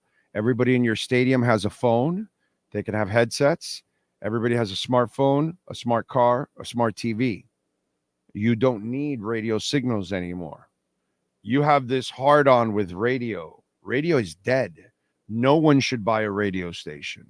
No one should be involved in radio. People shouldn't even be listening to radio anymore. It is archaic to sit there for an 8-minute commercial break. It's stupid.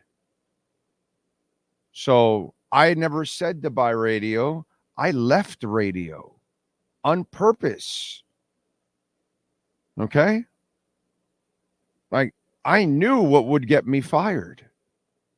So I could get the hell out and do this. Because I know where we're going. So I would never say, Jorge Mas, buy a station. You know what I mean? So don't tell Ray Sosa, who's a very cool dude and a committed guy to this show. Don't feed him misinformation and don't say, I said it. Because if anybody's been telling you that radio's dead for years, it's moi. Because I back up my shit by leaving radio and coming to this. Okay? So I actually think it's incredibly stupid what Jorge Mas and Inter Miami are doing, actually being on radio instead of continuing what I tried to build for them, but they don't want to spend the money to really establish it. But they only want to spend money on players. They don't really spend money on the production and all the other stuff. So I tried to reach them, but they couldn't be reached. They didn't understand. They're still thinking backwards when it comes to that. But every team, Dolphins, everyone should be off radio. To be quite honest, the Dolphins should create their own signal already. They should be all in-house, and it should be all on they can put it on TuneIn Radio. I got Onside on a whole bunch of platforms. You didn't need anything else, to be quite honest. You know, I could have built I still can build a full digital station if actually there was a real owner, and we'd kick QAM's ass and we'd wipe them completely off the map, and there wouldn't be another sports station left in town if you do it on the digital end. Every car can listen to you one way or another from now on. Everybody's got a smart car, smartphone, smart TV. And if they don't by now, they're really not your client anyways. They're not going to buy anything that you have commercials for by this time. You know what I mean? So please don't misinform people that I would say and direct anybody to radio, because that makes no sense whatsoever. Okay? None. Nada. And I don't know what your heart on is with radio. Let it go. It's dead. That's it. Anyway, MLB has done a tremendous injustice to the Florida teams with their owners. We need Elon Musk to buy the Marlins. Okay. All right. Big O, hear me out. Only 2 power plays given in the last 2 games for the Panthers. Felt like we were playing Tampa Bay, and the refs on the other night still fought to make it a game. I know. It's pretty good. You're talking crazy about the Heat. Now, I disagree with both of you with this. Oh, I don't know about that. I don't know what you're talking about. There no investment worth it for QM, especially. No, you don't buy radio anymore, dude.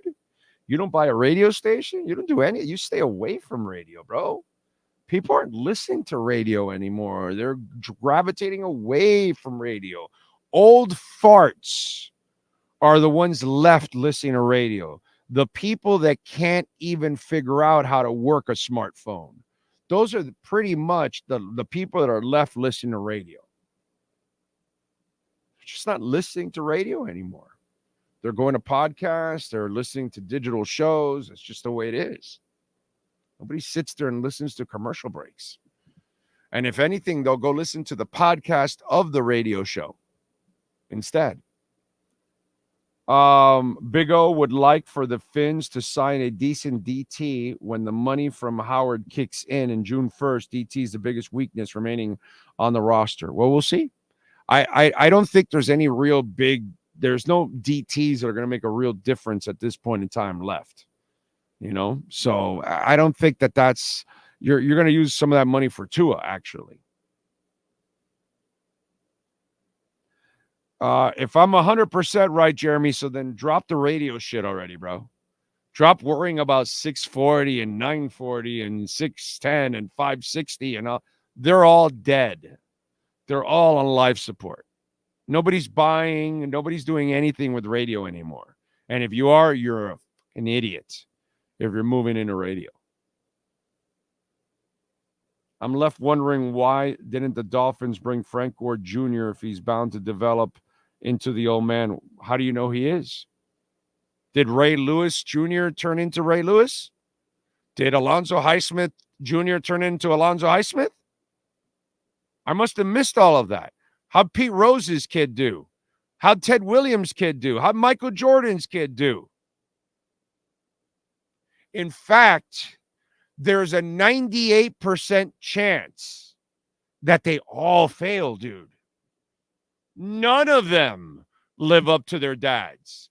Come close. The Ken Griffey Juniors are the rarity, my man. That's not the norm. What are you talking about? If anything, never take a legacy player. Unless his name Manning.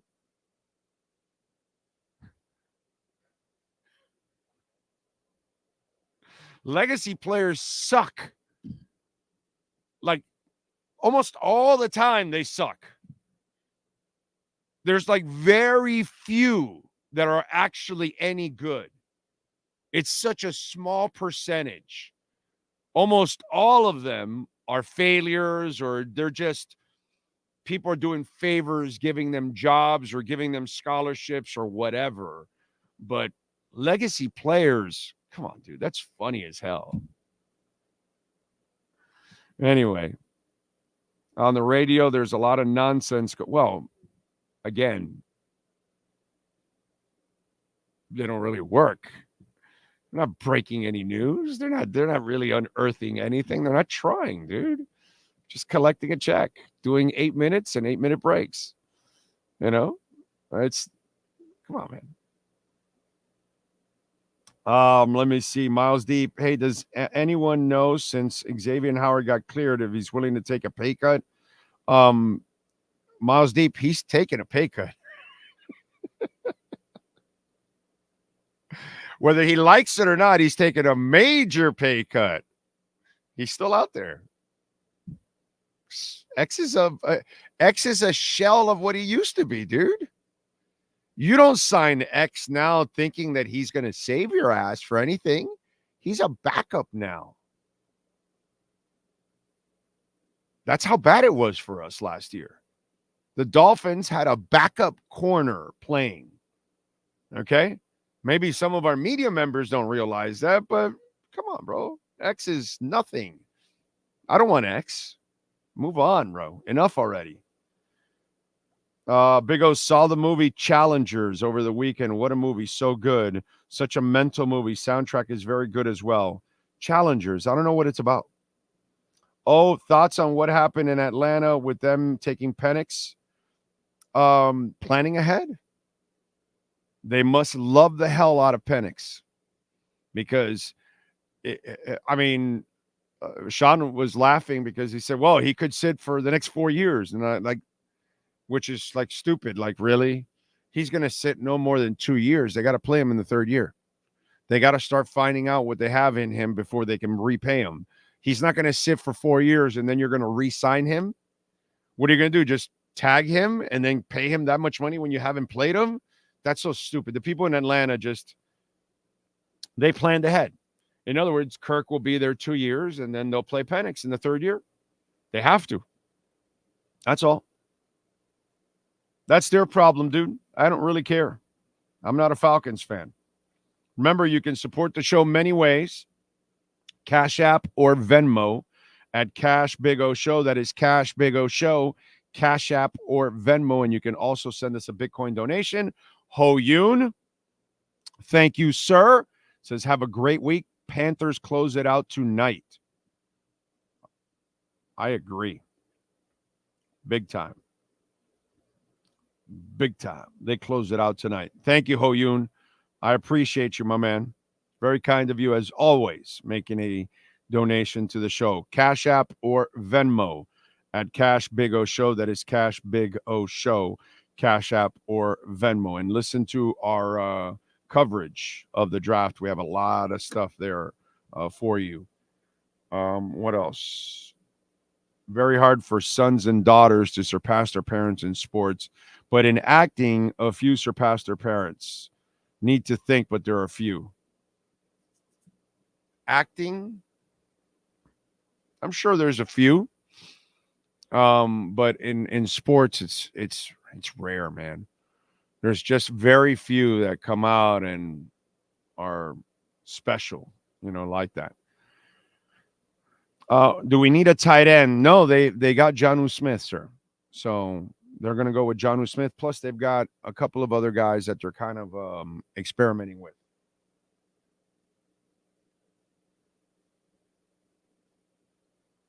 All right, so let me get to some of the stuff that's gone on overall over the weekend. I love the draft. To me, the draft made a lot of sense. Okay? It filled needs. You wanted pass rushers because you've got Jalen Phillips and Bradley Chubb coming back from injuries. You went and got Chop, and I love the Kamara kid. 30.5 sacks is not something that's a joke. I don't give a shit what level of football it is. Okay? I don't care what conference you play in. 30.5 sacks is, and the guy had like 45 tackles for losses in his career. I really like what they did there. And then you planned ahead with Patrick Paul. You know that Tehran is gone at the end of the year. So now you're set up for the present. You've got Austin and Tehran, and you've got Kendall Lamb and Keon. So you've got your backups, your rotation, your rotational tackle, along with your two starters. Plus, you have your fifth tackle in Paul that is then being groomed to maybe assist a little bit this year, but hopefully become either a starter or the key swing guy or something, because if Keon continues to advance, then he might be the guy next year. You never know. He played well when he filled in for, it was a short time, but he did do well. Jalen Wright makes all the sense. Look, you hit last year on your third-round pick in a Chan. So you use another third-round pick. Even though he was picked in the fourth, you used one of your thirds next year, their third, because they're going to get two more compensatory, but you can't trade the compensatories. You can only trade yours ahead of time, which is what they did. They traded their third-round pick, which they're counting on it being a late third-round pick if you have a good year. Jalen Wright, now remember, you had Mostert and you had a Chan injured by the end of the year. Now you got Jalen Wright. Now you got a three-headed monster. All three have the same skill set. You can rotate, keep everybody fresher, and you're Mike McDaniel. I can run the same offense with Jalen Wright that I do with the Chan and Mostert. I cannot do it with Jeff Wilson and Chris Brooks. They are completely different running backs. So there's a good chance that if the top three guys are healthy, Brooks will be your fourth. I don't know if they'll keep a fifth this year. I'm not exactly sure now because of some of the other additions that you've made at pass rush, because you have extra pass rushers. You may have to keep one. So those kind of things. Wide receiver, that's coming up, that conversation. So then last year, you were happy, I'm sure, with Hill and Waddle. They still have to get better with clutch catches. They have to stop dropping some of those. But overall, Hill and Waddle were awesome. But that third receiver was a problem, right? So you brought back Braxton Berrios. Okay? You didn't work well with Cedric. You didn't figure out Claypool. You didn't figure out how to use Gesicki, whatever. So now you're going to use Jonnu because he's got speed and he fits what you do. Fine. But at slot receiver, you went and drafted Malik Washington out of Virginia, tough-ass kid, slot guy. Taj Washington, another slot guy you got from USC. Then in street free agency, you sign Matthew Sexton, who's 5'10" out of Eastern Michigan, and Jaquan Burton, who's 5'9" out of FAU. You've got 4 slot receivers along with Berrios. There is going to be a battle at that spot like we have. I'm so intrigued by it because they clearly said, F this.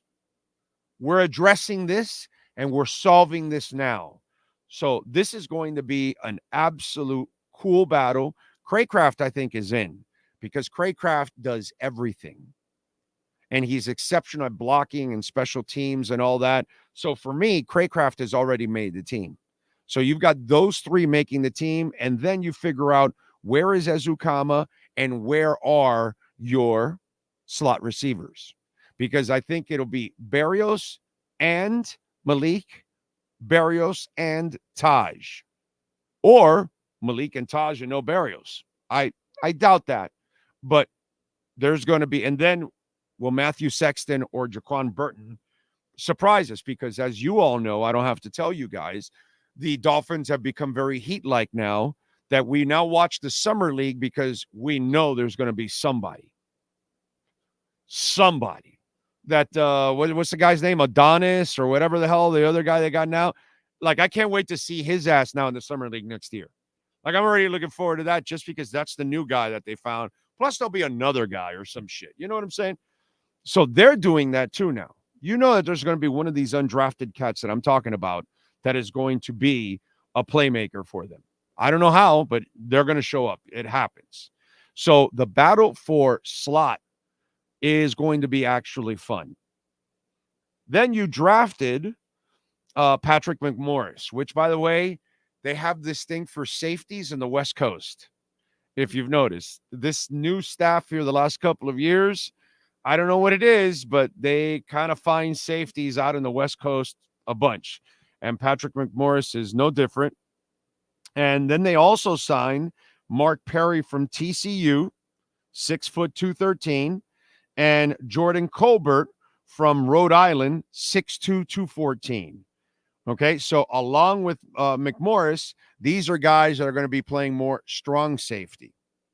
So they're going to be, remember, they're going to try to find that third safety. So along with Elijah Campbell and everybody else on the roster, they got to try to figure this out.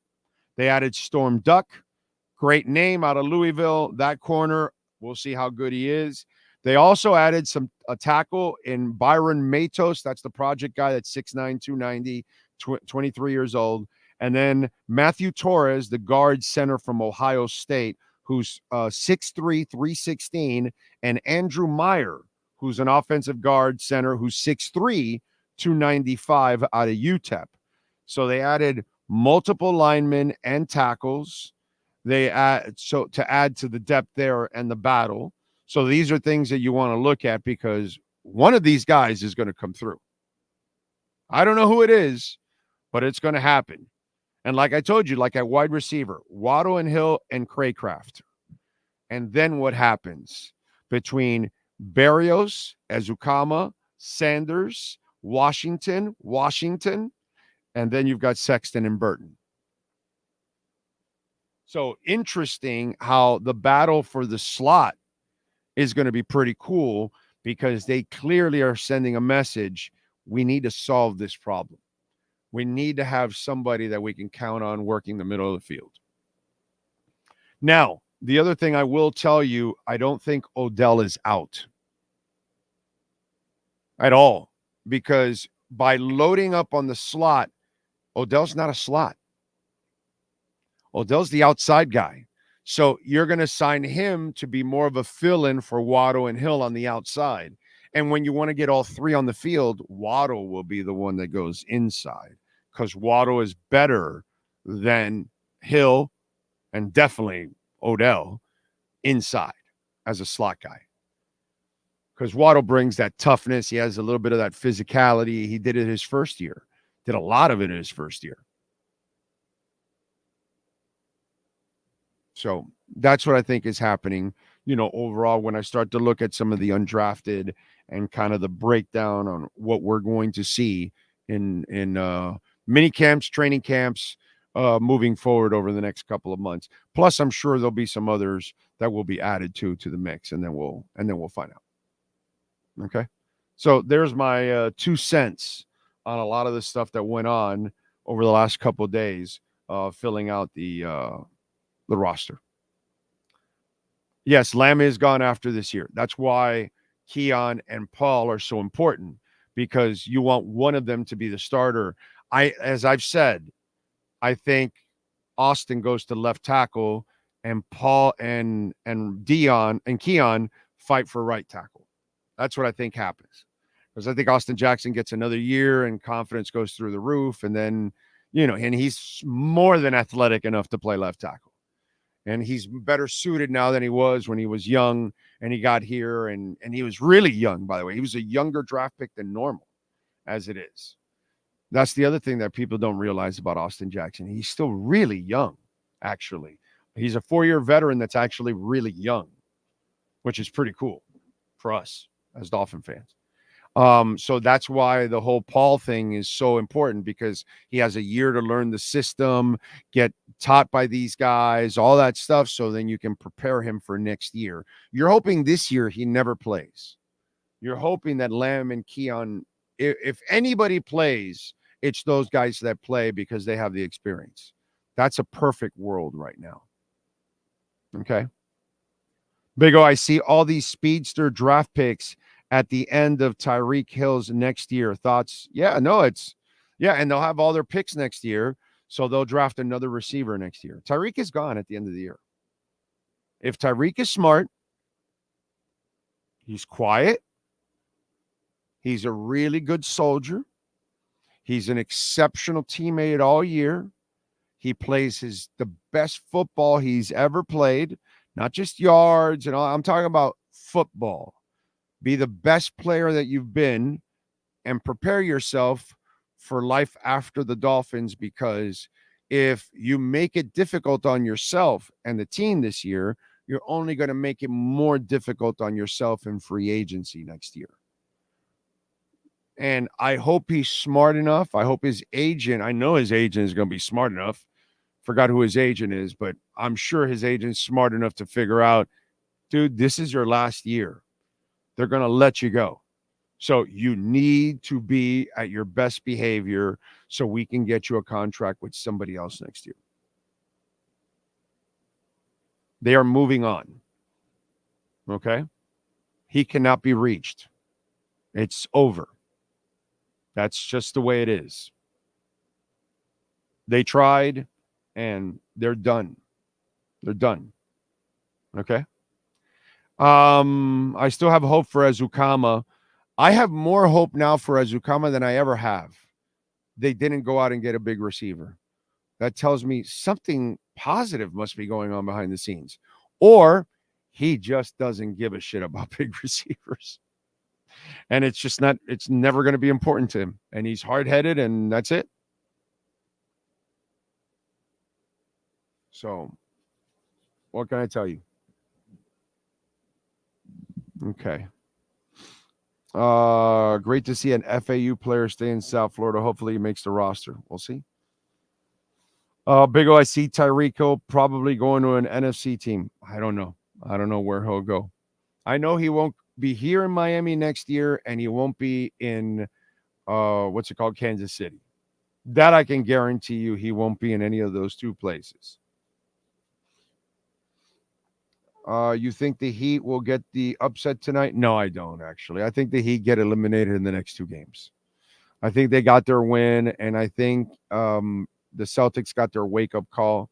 Like I told you, they go watch the first game. They got bored in the second half of that game, and it rolled over into the second game, and they paid the price. And then the third game, they said, no, we're not doing this. And so I expect the same Celtic team that came out in game 3 to come out in game 4. Unless Miami can somehow match it and shoot lights out again, which I don't expect them to do that because that's just not who really they are, especially without a bunch of their best players. I'm not buying it, dude. I know I know it's better to play the homer game and all that with you guys because you can't lose, right? You know what I'm saying? You can't lose if you pick the Heat. Because then it's just like the homer thing. But that's just not – I don't do this for shtick. You know what I mean? I just call it like I see it. If I think they're going to win, I think the Panthers are going to win tonight. I really believe the Panthers are going to win tonight. I think the Panthers are going to come out on fire. I think they're going to be really intense, but they're super talented. They're loaded with stars. So that's the difference. The Heat, just happy to be here, basically, at this point. Big O, do you believe Chop will start? Yes, I do. Yes, I do. Let's see what else. Big O, there was a pork chop, Kool-Aid, and now Storm Duck. What the F are parents doing? Yeah.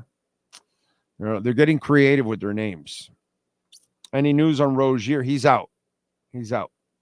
So, and pretty much it's the rest of the playoffs. By the way, it'll be nice to get Rozier back. They're still losing the series. Okay. All right. They're still losing the series. Trade Hill instead of losing him for nothing. Nobody's going to trade for him, bro. Nobody's going to trade for him. It's too much of a salary, and everybody knows you're going to release him at the end of next year because there's no reason to keep him at this point.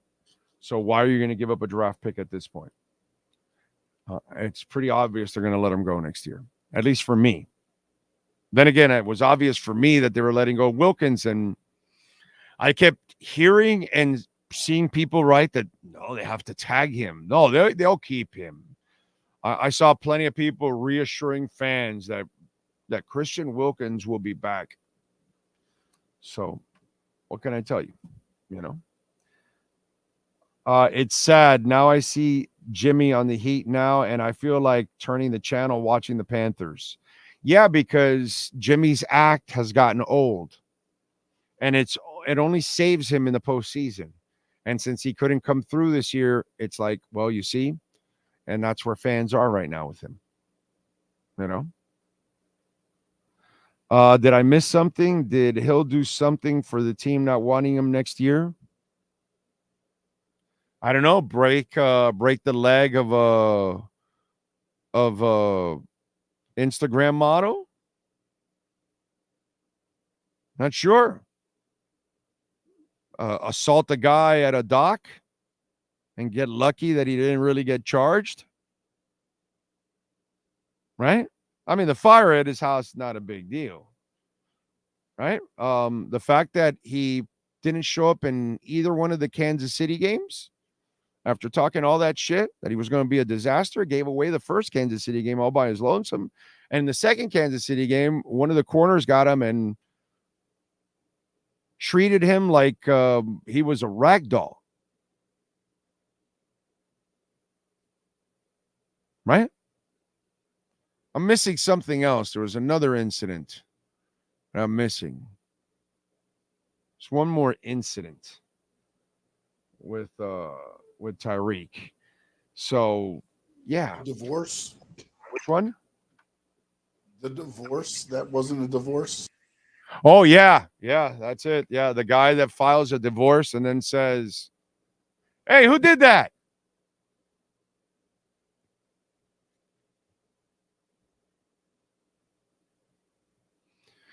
And who knows what else has gone on behind the scenes in that building. He cannot be controlled. He talks a lot of shit about, I got to straighten myself out and this and that, and he never does. And so you're playing with fire and you haven't gotten burned completely yet. And I think they want to get out before they completely get burned. And by the way, one more thing. They needed money to sign everybody and make their moves. And they got money from everywhere except Tyreek. The message has been sent. He cannot be reached. They've tried. It's over. They won't tell you that. Just like they're not going to tell you that Wilkins was never coming back. But, Oh, no, and no, the door is always open for Christian and X, and, that's what they'll tell you publicly. They're not going to tell you exactly what they're thinking privately. I will. I'll tell you what they're thinking. So, that's what's going on. So, I don't know. I guess you never listened to this show. That's what I love that part. That part from that guy. Where was it?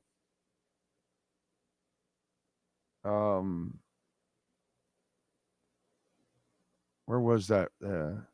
Have I missed? There it is. David Carson. Did I miss something? Did Hill do something for the team not wanting him next year? David Carson does not listen to this show often. I can tell, right? Because I've been talking about that. Hill's been gone for a couple of weeks now, right? I don't know, a month. Has it been like a month now? Has it been over a month? Yeah, it's been over a month, Sean says. And we've addressed it several times. And I've told people he's gone.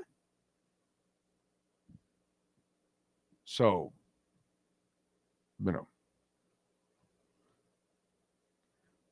it's like the guy shows up. Hey, so what'd you think of the draft?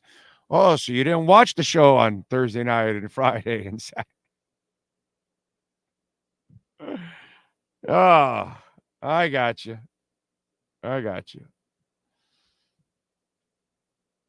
They also won't tell you the Super Bowl window is the size of a mouse hole. Yeah, it's about two years left. They have 2 years left. This year coming up and next season. And then real cap hell comes in 3 years from now. Yeah. But they're not supposed to say that because they're going to try to keep it open as long as they can. You know what I mean? But in all brutal honesty, you probably have 2 more flexible years left, this year and next year. And then it gets really hard for Brandon Shore. Really hard. So we shall see. If they were willing to bring a guy accused of rape, I think they don't care as long as Hill puts close to 2,000 yards. No, they do care. They do care because if you don't straighten yourself out, that's why they're going to part ways. So, and that's you get your chance, like they gave the chance to the UM running back, and that poor kid just wasn't there, and they got rid of him. They'll take chances on people, but they'll have a short leash. They won't tolerate it very long, and then they'll move on. And that's why even with Hill, as productive as he's been, they've only tolerated it for so long, and he's only going to end up being here 3 years. And they're going to move on. Because unfortunately, they've already proven it, like with different players. They'll give you a chance, but now you have to do your part. And if you don't do your part, eventually they will say, okay, we got to move on. And that's it. Didn't Hill have that scene as Kevin Hart's comedy? Oh, yep. The scene at the comedy club that he didn't do anything. It was somebody else, but then his entourage got into a fight with the people. You're right. He was smart enough to walk away and no incident with him involved. But it seems to follow him. You know what I mean? Because he took somebody else's seat and all that. And it's like, and then it started and apparently the woman was the one that was supposedly starting it. But then his entourage is the one that ended up getting into a scuffle. Very good. It doesn't end. And again, folks, this is what we know.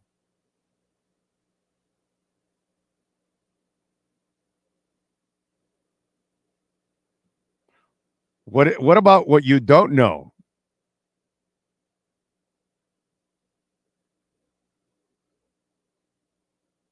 Sometimes there are people that know what you don't know.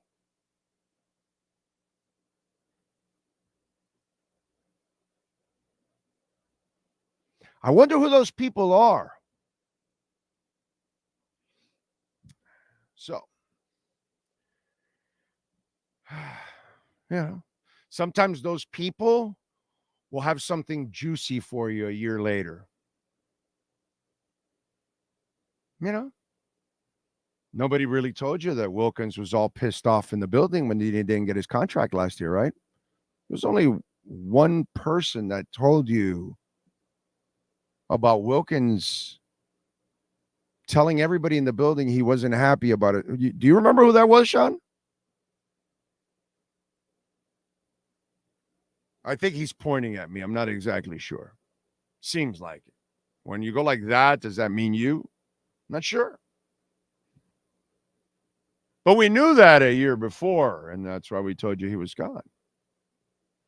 What do we know now? Check in 365 days.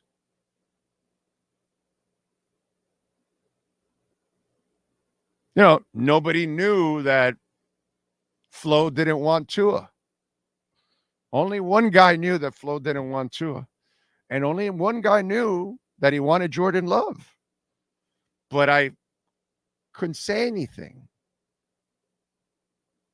And kudos to Omar Kelly. He was the only media person that finally unearthed it. Because I could not say it because he was still around. So sometimes you got to ask yourself, why is he saying that? Why is he so confident about that? What does he know that I don't?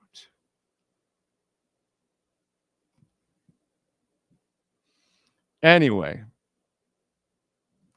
so, God. Oh, man.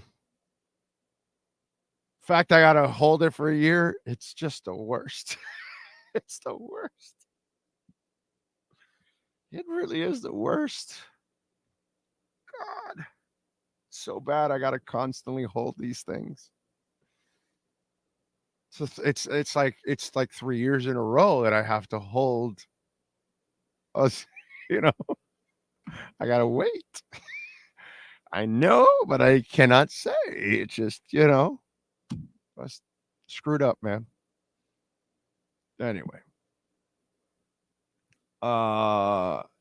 So thank you, Dr. Quit. Thank you, sir. Yes, the face is 35 pounds lighter, bro. That's kind of why we're trying to lose weight, man. We're trying to lose weight. It's not an easy thing. So we got 35 more to go. We got to lose 70 pounds. We're working on. By the way, yesterday, okay, I walked 1.9 miles. By the way, you smart asses, before you all go, well, why didn't you just walk 2 miles? We have this part of our neighborhood that we had it measured already because we've walked before, and we know it's 1.9 exactly. And so I did what the most I had walked was a third of a mile. But the last couple of days, my foot had felt really good. Like, you know, it's not like all the way back or anything yet, not even close. I won't be able to jog and run for another month and a half. So yesterday, I said to my wife, hey, let's go walking. I feel good. I want to see if I can, you know, walk a little farther than a third of a mile. And so I started walking, and at one point I had a back problem because my gait is still not flowing, because I'm still kind of compensating. My mind is still kind of worried about the right foot and the Achilles and all that shit. And I'll show you, for those of you that don't know. Let me show you.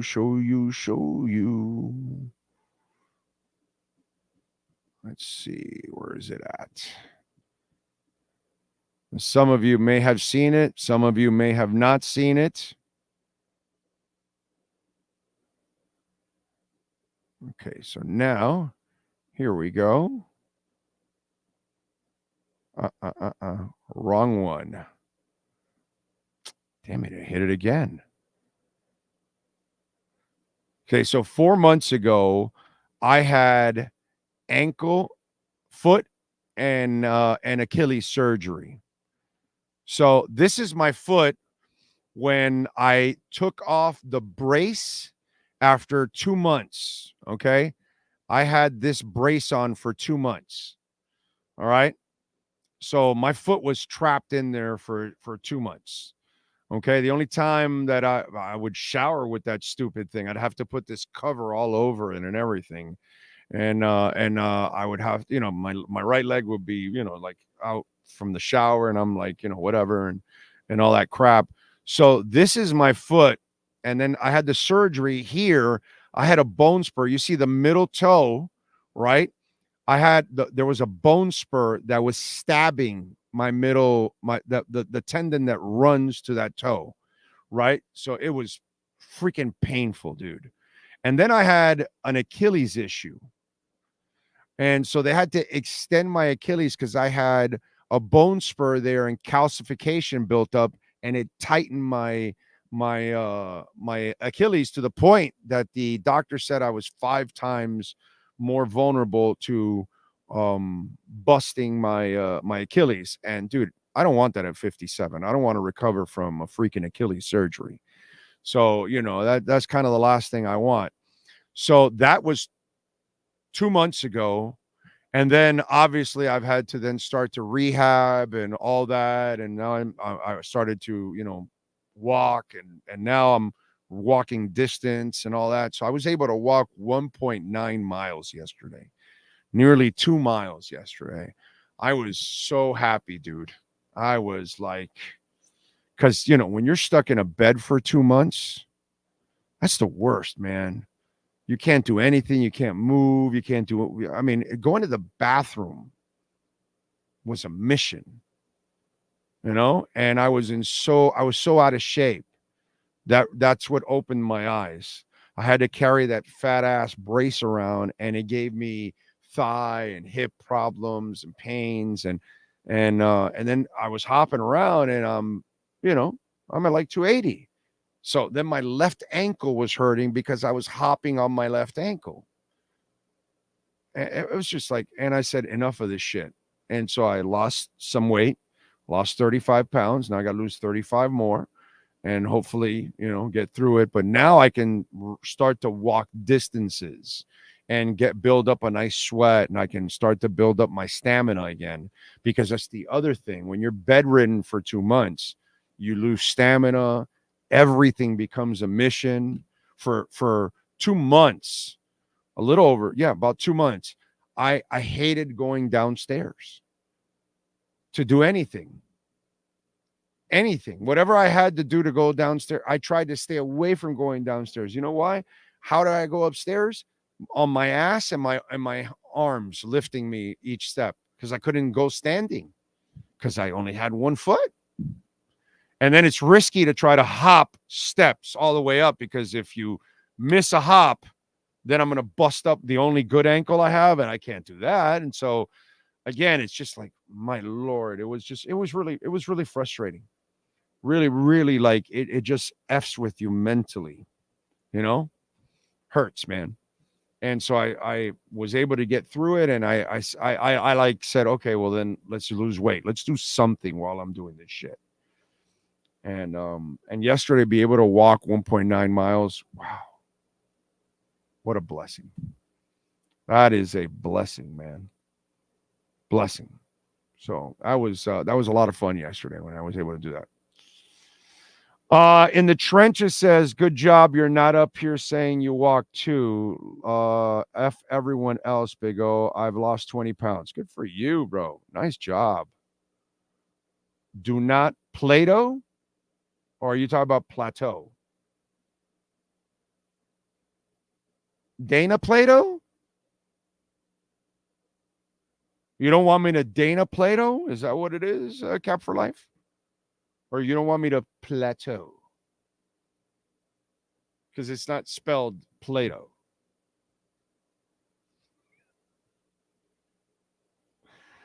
Oh, man. Damn, I know there was a funk coming out of that boot. Yeah, probably.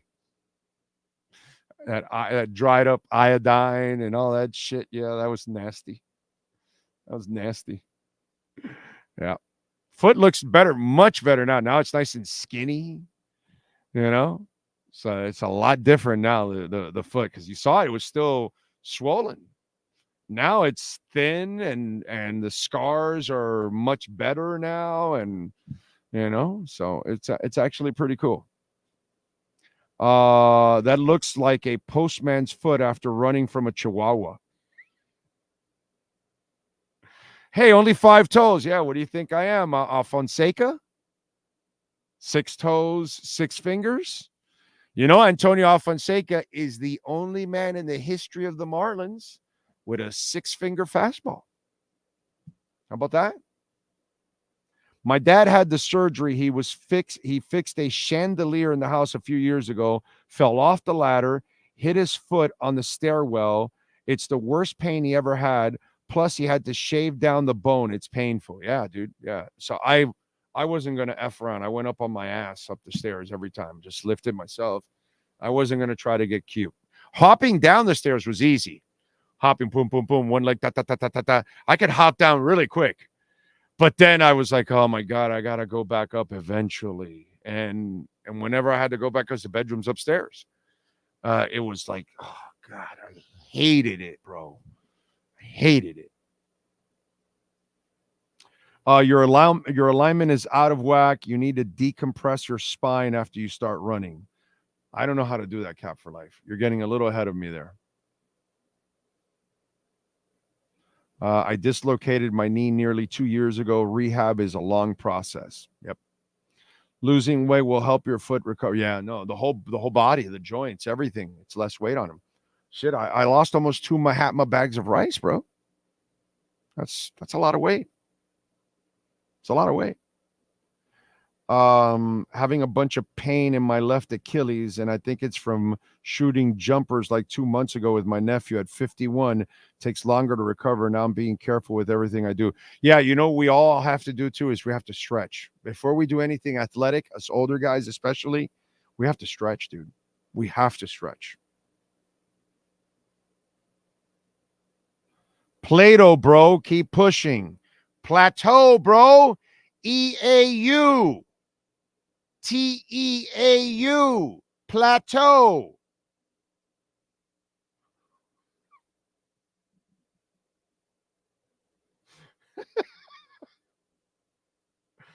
Big O, I drove for the Patriots, their semi-trucks. I was 380 back in 2018. Now I'm 240. No surgery, just quit drinking soda, went vegan, toughest shit ever. Plus, I walk 3 miles a day. There you go. That's what you got to do, bro. You don't need the drug. I mean, listen, some people may need it because they have health issues. But most of us, if you stay away from the sugars, the breads, and you exercise, you'll be fine. You'll lose a shit ton of weight. You know? Let's see. Oscar Goldman would be proud. Steve Big O. Big O, stretching after is a key too during the cool down period. Exactly. Are you losing weight, Big O? Your face looks a lot thinner. Did you just tune in? Yes, I have lost 35 pounds. I've been losing weight for a couple of months now. So yes, I've lost 35 pounds and we're trying to lose 35 more. So I'm trying to get down to 210. I'm at 245 right now. I was at 280. So I'm trying to get down to 210. So that's what's going on. Wednesday will be at Caneswear. Okay. By the way, our thoughts and prayers go out to our friends in Oklahoma, Iowa, Nebraska, the Midwest. Face some brutal, scary ass tornadoes this weekend. Holy, that town of Sulphur. Prayers, man. That is, my Lord, I can't imagine. That is scary stuff there, too. Let's get to our 3A Graphics sports calendar. And we start off with the Marlins because they know how to lose like no one else. They've lost 3 in a row to the Washington Nationals. I think 6 overall. They're 6-23. Jazz Chisholm did hit a grand slam yesterday. The funniest thing was the Marlins social media department. And they tweeted out in the first inning when they went up 6-0, they tweeted out hi with a 6-0 lead in the first inning. You are the Marlins. Know your place in the world. Shut up. When you do win a game, enjoy your game. You have nowhere to brag. You're not allowed to brag as Marlins. Just want you to know. So they end up losing 12-9 after giving up a 7-run lead. Today, they'll continue. They're set with the Nationals. We'll see if they can win the 4th game or avoid the 4-game sweep. Jake Irvin, Trevor Rogers, 640. Saturday, Celtics over the Heat, 104-84. Game 4 tonight, 7:30. Kaseya, Heat, Celtics. Celtics favored by 10.5. Over and unders 203.5. Saturday, Lightning over the Panthers, 6-3.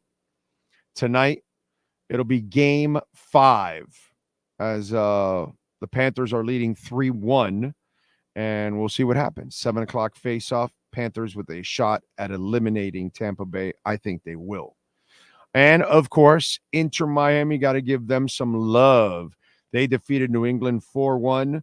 Started off 1-0. When they got Calendar out of place there. But then Messi had 2 goals. He had a brace. He also had a beautiful assist to Suarez. Kromowski was also crafty, and he scored a goal too. Saturday, they take on the Red Bull at Chase Stadium, 7:30. That is your 3A Graphics sports calendar. Call Alan Blanco and the great people at 3A Graphics, 786-618-1443. Custom printing and embroidery. Tell them that Big O sent you. I promise you, they will take care of you. Ken Christensen says, Big O, thanks for all your work and effort to get the info to us. Much appreciated. We try, my brother. We try. Thank you for appreciating it. I don't know how many actually really do. You know what I'm saying? So sometimes it's just one of those things that you just like, you wonder if people appreciate it, because there's so much crap out there, and sadly people are believing a lot of that crap, and it's a real shame. It really is. By the way, Bitcoin right now, 62,985. Okay.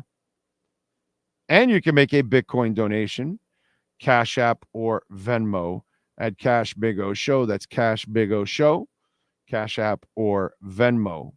Appreciate you all out there. By the way, the Hong Kong ETFs, Bitcoin and Ethereum, start off tomorrow on the 30th.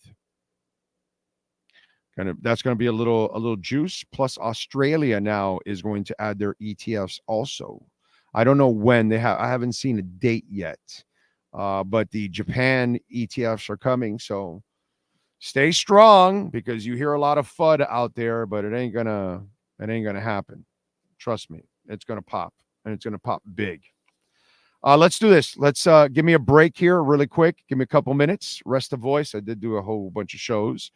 I know I don't do a lot of breaks throughout the hour. I only do a couple minutes at the top of the hour. So hang in there with me. Back for hour number 3 right here on the Big O Radio Show.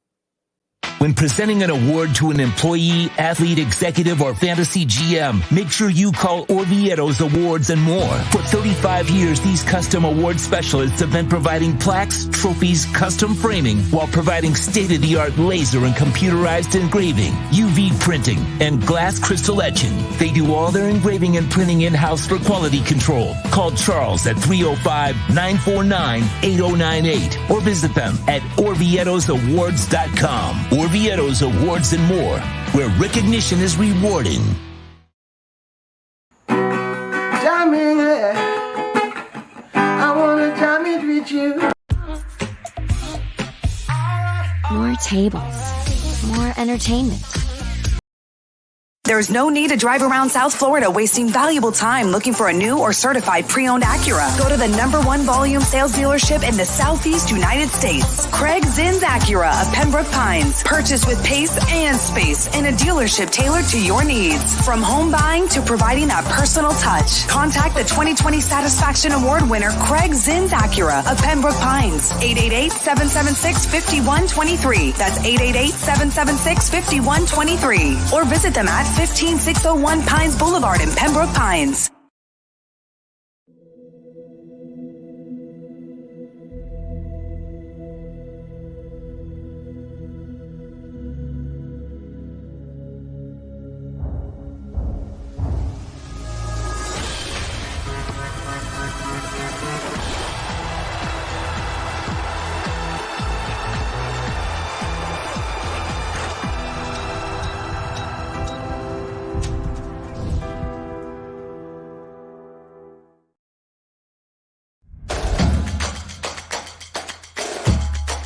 Welcome to Caneswear. New store, new items, same great experience. Family owned and operated since 2010, Caneswear has the latest merchandise from the Miami Hurricanes, Miami Dolphins, Florida Panthers, Inter Miami CF, and more. Come visit us at our store in Davie on University Drive, just south of 595, or online at caneswear.com. Caneswear, the spot Miami fans shop. Welton Rayom has more than 62 years of litigation experience handling insurance disputes. They're committed to resolving even the toughest insurance claims quickly. Call them for a free consultation. 954-966-4646. At Welton Rayom, they don't get paid unless you win. Property damage claims to your home, business, or condo as a result of a hurricane. Welton Rayom can help. Water, mold, fire, smoke damage, Welton Rayom can help. Call 954-966-4646.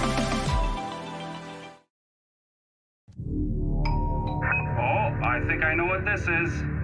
Houston, we have a package. Hello? No matter where you are, the Sloman Shield home security system guards your home. With next-gen perimeter protection, 24/7 monitoring, and interior motion sensing. And right now, get a free Sloman Shield security system and doorbell camera, all professionally installed, for free. Shield your world, the Sloman Shield. For over 16 years, EJDconstruction.com has provided South Florida residents quality craftsmanship, accurate project management, and exceptional service. That's why EJDconstruction.com is an A-rated member of Angie's List and the Better Business Bureau. When you're looking for the right custom home builder for additions or home remodeling, please call my friend Eric at 305-433-4843. That's 305-433-4843 for EJDconstruction.com. Oh, I think I know what this is. Houston, we have a package. Hello? No matter where you are, the Sloman Shield home security system guards your home.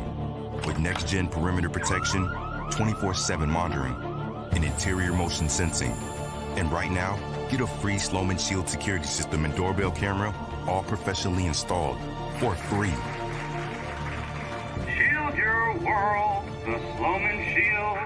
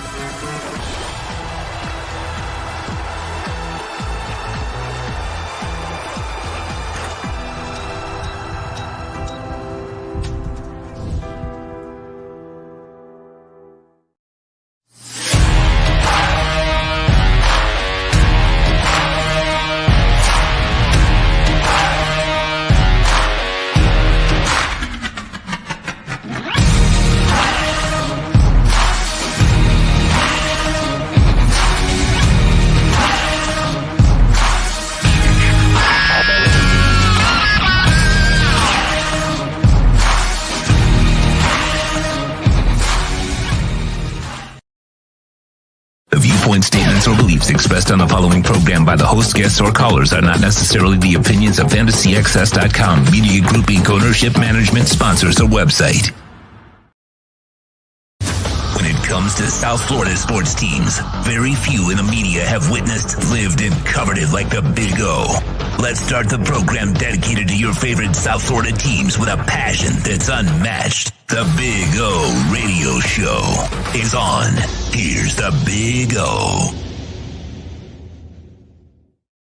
All right, we are back. Thank you all as always.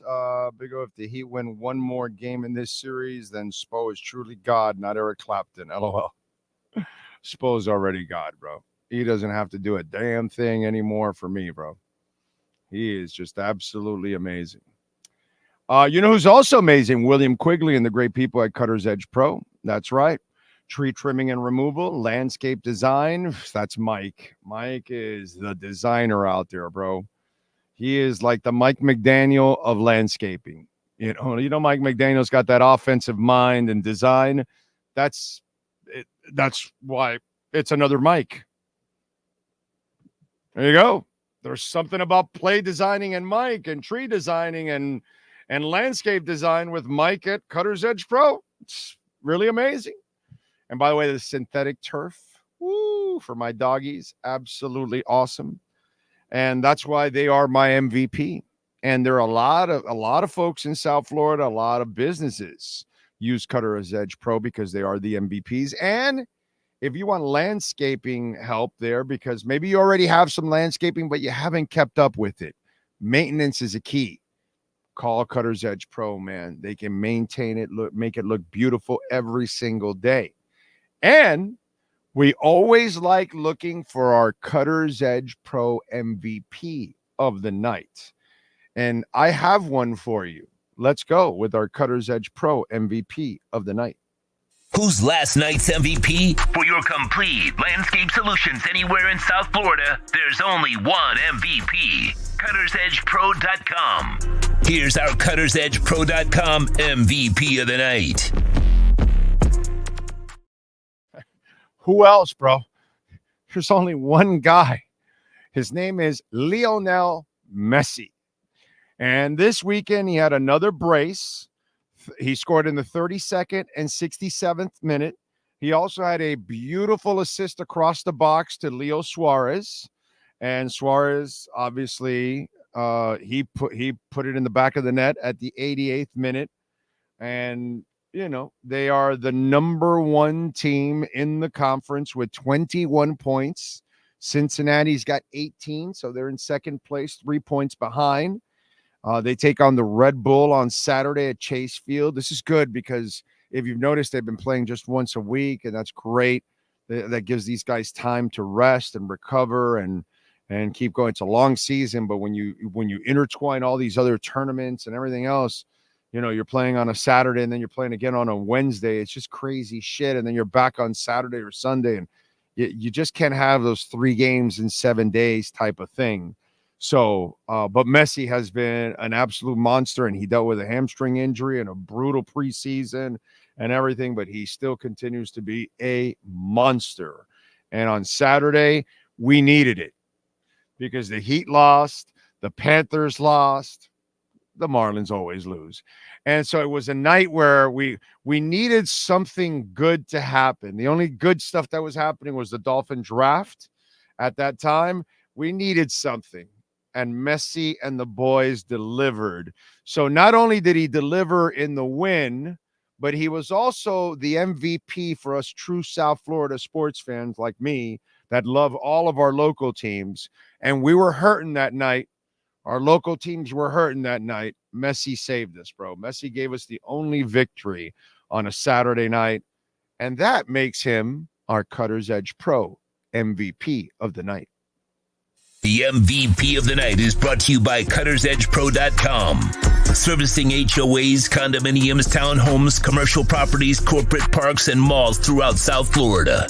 CuttersEdgePro.com. Providing South Florida MVP performance every day of the year. Stuff. I like it. What else do we have? What do we got on the chat board? Let's see. Dolphin State of Mind. Wow, I've been off Dolphin YouTube for a couple of months. Keep it up, Big O. Rooting for you. Thank you, sir. Appreciate you. It's very nice of you. Marlins aren't interested in a cigar. No. By the way, Sean, let's give the Inter Miami squad what they deserve.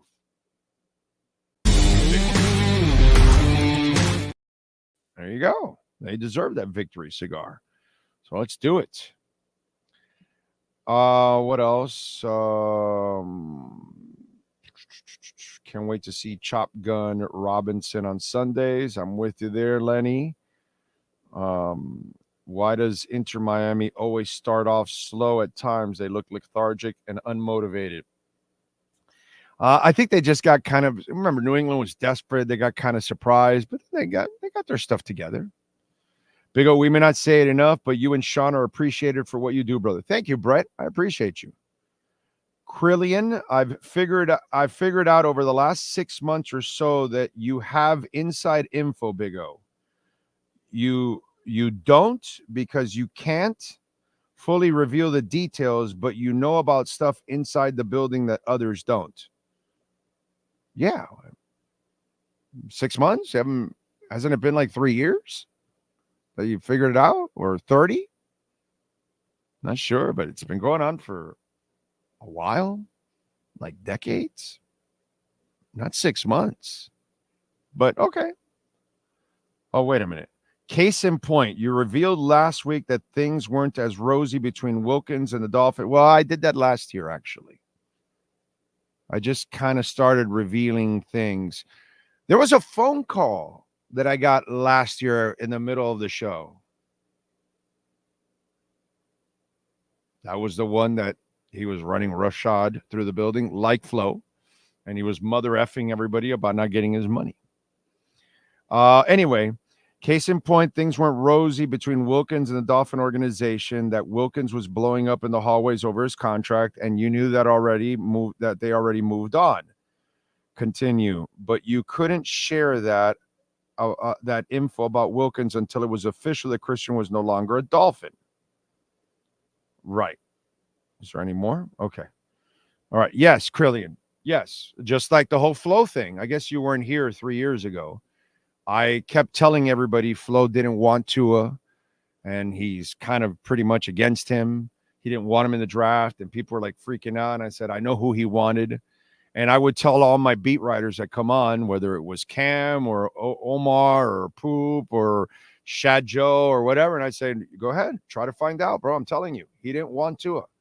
And none of them could find out for a long time. And then eventually Omar was the one that found out, or like right before the season ended. I want to say sometime in late November, early December. No, like around December, maybe he found out that he wanted Jordan Love. I knew that, but I couldn't say anything. Okay. Because it's just the way it goes, dude. I can't say it. What am I supposed to do? I'm told something and then I can't say anything about it. And so it's kind of the way it goes. And that's how people trust you, that they can tell you shit and you're not going to say it. Now, there's a time and a place for everything. I told you the story about Ryan Tannehill.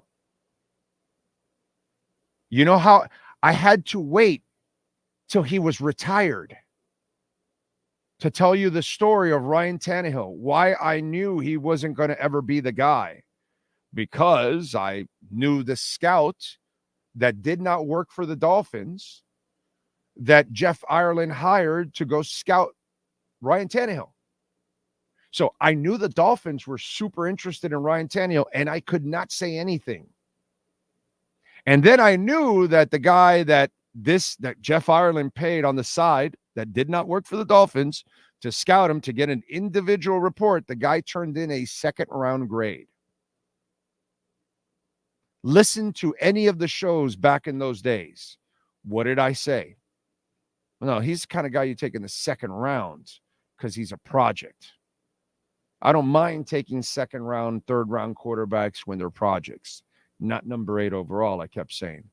So there's a reason why I knew, because that scout I have known for over 20 years now. Maybe, about 25 years now. And like he's told me all kinds of stuff over the years. So I know that he knows his shit. And when he told Jeff Fire, no, this guy's a second rounder, this is where you take a chance on him. And I never said that story till over a decade after, because I had recently told that story because he's retired now. I had to hold off. There's shit that I know that I can't say. And it just, there's stuff I know right now that I've known for years that I cannot say. Now, sometimes as time expires, then I'm able to talk about certain things. And I'll drop a bombshell next year sometime. You know, that's it. So we'll do it next year. I have no choice. So that's just kind of the way it goes. That's the way this business goes. If not, people won't talk to you then. You know? So that's just kind of the way it goes. Anyway, so you did figure it out. It took you the last 6 months, but it's been going on for years. When it comes to the Dolphins, it's been going on for years, dude. Nobody gets more Dolphin shit right than right here. But that's all right. It's all good. Big O, did you hear anything about the Dolphins changing their uniforms again? No, I have not. And it looks like Marino told us everything we need to know. That the new logo is Ross's baby, and he loves it, and he's never changing it. So we're screwed. We're not getting the real logo back. It's just going to be used as a side thing once or twice a year. And that's it. But that's fine. That's the only logo I will ever buy. That's the only logo you will ever see. You will never see the other logo on my body or in my studio. Ever. Okay? Ever. Maybe on social media you'll see it because of the matchups and all that crap and you throw it out there. But Outside of that, I have no interest in the new logo anywhere. All you got to do is look at my entire life, and you will never find the new logo anywhere part of my being, because it never will be a part of it. Ragin is in the house. Big O, last season was that thing you couldn't talk about related to. Yes. That was the one. That was the one. Yes, sir. Chad Henne was but I don't mind. Chad Henne was a good draft pick at that point. It was number 50 in the draft. That's where you take Chad Henne. But he was a 4-year starter. Tannehill was not. He had 10,000 plus yards. Tannehill did not. He never got benched as a quarterback. Tannehill did. You know what I'm saying? Plus, I'll even give Parcells a break on the whole. I don't have a problem with the Henne pick. It failed, but it was right where you should have picked him. And the other thing is, I don't know if you remember this, Chad Henne, his final game for Michigan was against the Gators in a bowl game, and he played a spread offense. He played something different than he did with Michigan. And it was one of those things like, whoa, what's this? He threw like for 400 yards or something. Can you look it up for me? The Gator Bowl or I think it was the Gator Bowl against the Gators, the bowl game. And they blew out the Gators. He had a great game. And so it kind of added to his stats and his whatever. And so I had no problem with the Chad Henne pick where they picked him, because that's where you take guys that, have some holes in their game, but they have talent. And Chad had talent. He had a great arm. At number 50 in the second round, I'm pretty sure it was number 50, if I remember correctly. I have no problem with the Chad Henne pick. None. He had all the measurables. He had the stats. It's just whether he was good enough to play at this level. And he was good enough to be a backup at this level for forever, but he just wasn't ever going to be a franchise quarterback. But you don't find out about that till after. So, but the Tannehill pick, I had a problem from the get-go because he was a complete project. You picked him number 8 overall. The guy was benched.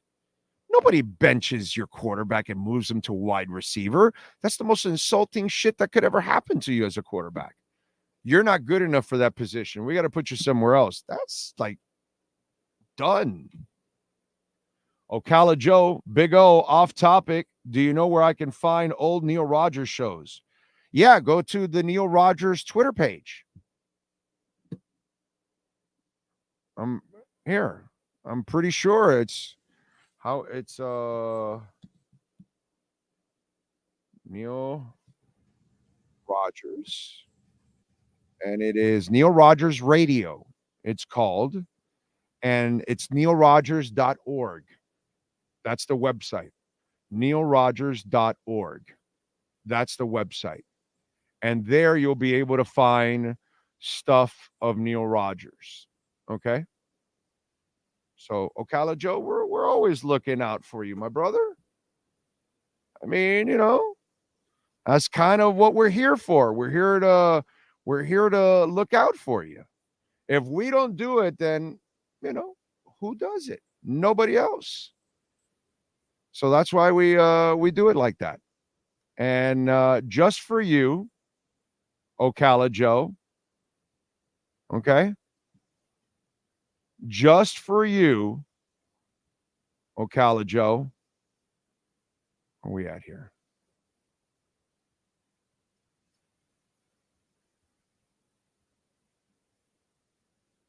Oh, wait a minute. No wonder I went to the wrong one. Wait a minute. I could this one might work right here. This one might work right here. Yes. Yes, sir. Yes. I wanted to talk to you about bridges, about cars, what? and boats that you talked about earlier. About what? Bridges, cars, and boats. No, we're talking about bridges over the causeway, not the ones in your mouth. I don't have any, my friend. Okay. Okay? Just yeah. calm down, sir. Take a deep fine breath. and dandy. Those are regulated by the United Corps of Engineers. You knew that, didn't you? No. Well, it is. All bridges over navigable waterways. See, if I knew that, I wouldn't have been asking. See. What's that? I said if I knew the answer to the question, I wouldn't have asked it in the first place. Okay, well, all I'm saying, sir, is that the United States Corps of Engineers are the ones that regulate bridges over navigable waterways. Over what? Navigable waterways. Yes, sir. Okay. Okay? Yeah. So it's up to them to decide what time the bridges should not be open to the marine traffic. Yes. And what time should they not be open to marine traffic, sir? I'm telling you that they come up with the times. Well, what is the time? I believe it's at rush hour times, sir, that they are not open to marine traffic. Other than that, they are open to marine traffic. So, in other words, any schlep with a boat can come along and back up traffic for 2 miles. That is absolutely correct, sir. Well, what kind of a communist bunch of crap is that? That is not a communist bunch of crap, sir. Sounds like some kind of Neanderthal fascist commie pinko conspiracy to me. Automobiles to one boat. Right, exactly. Now the boat is going to stop for 5,000 cars? Is that it? No, I think that 50,000 cars ought to stop for one jackass in his boat. I think that's what they ought to do. Man, you better know your laws, mister, because you sure don't. That's right. I suppose you want the damn bridges closed to boat traffic in a hurricane, too. I want the bridges closed, period, okay? I want them closed. I want the bridge tender to go home and watch MTV and get the hell out of our lives. In other words, I want those bridges closed. Let them use the Julia Tuttle, okay? Let them use the MacArthur Causeway. I think they all ought to go on the George Washington Bridge and jump all the bridge tenders. How do you like that, sir? Well, I don't know about you, but you sound like some stupid, idiotic jerk. I miss that so much. I miss you, Neil. I miss you. I believe it's at rush hour times, sir. Well, what kind of a communist bunch of crap is that? Man, you better know your laws, mister, because you sure don't. Ah, Neil. I love it.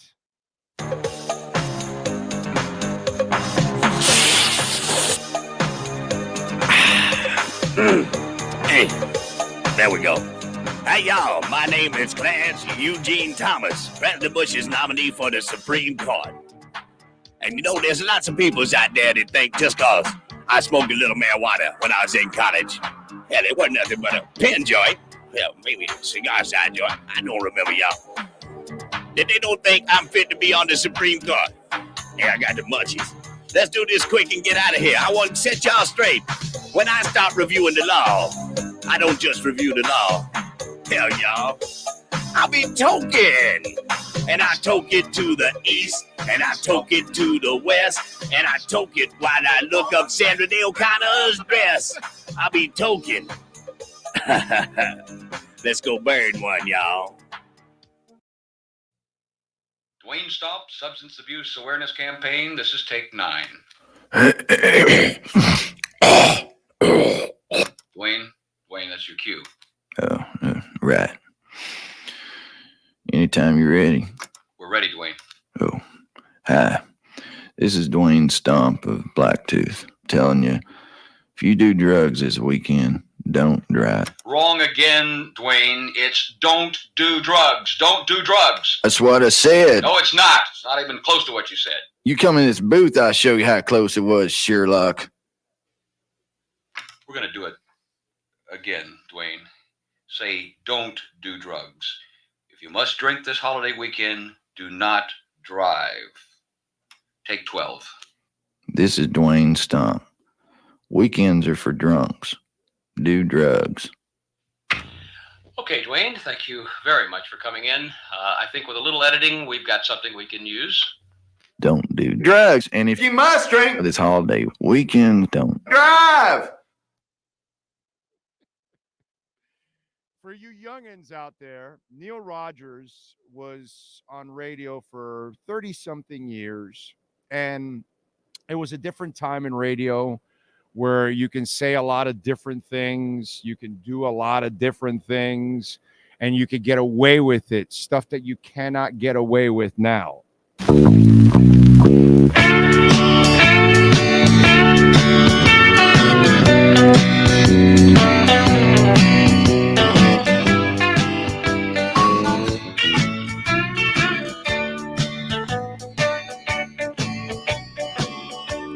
Well, I was driving down I-95 the other night.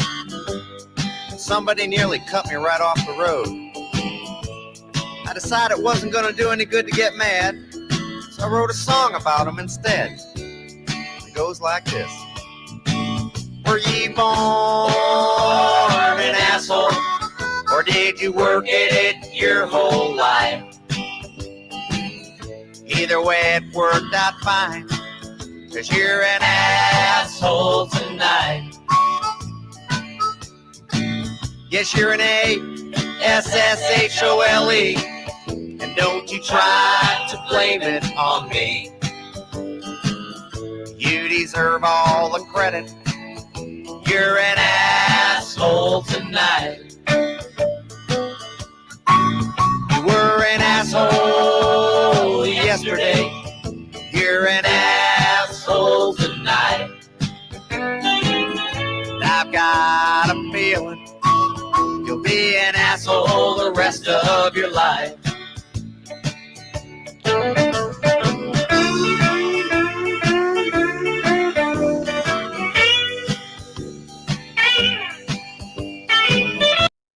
Estoy estrangulando el pollo para acá.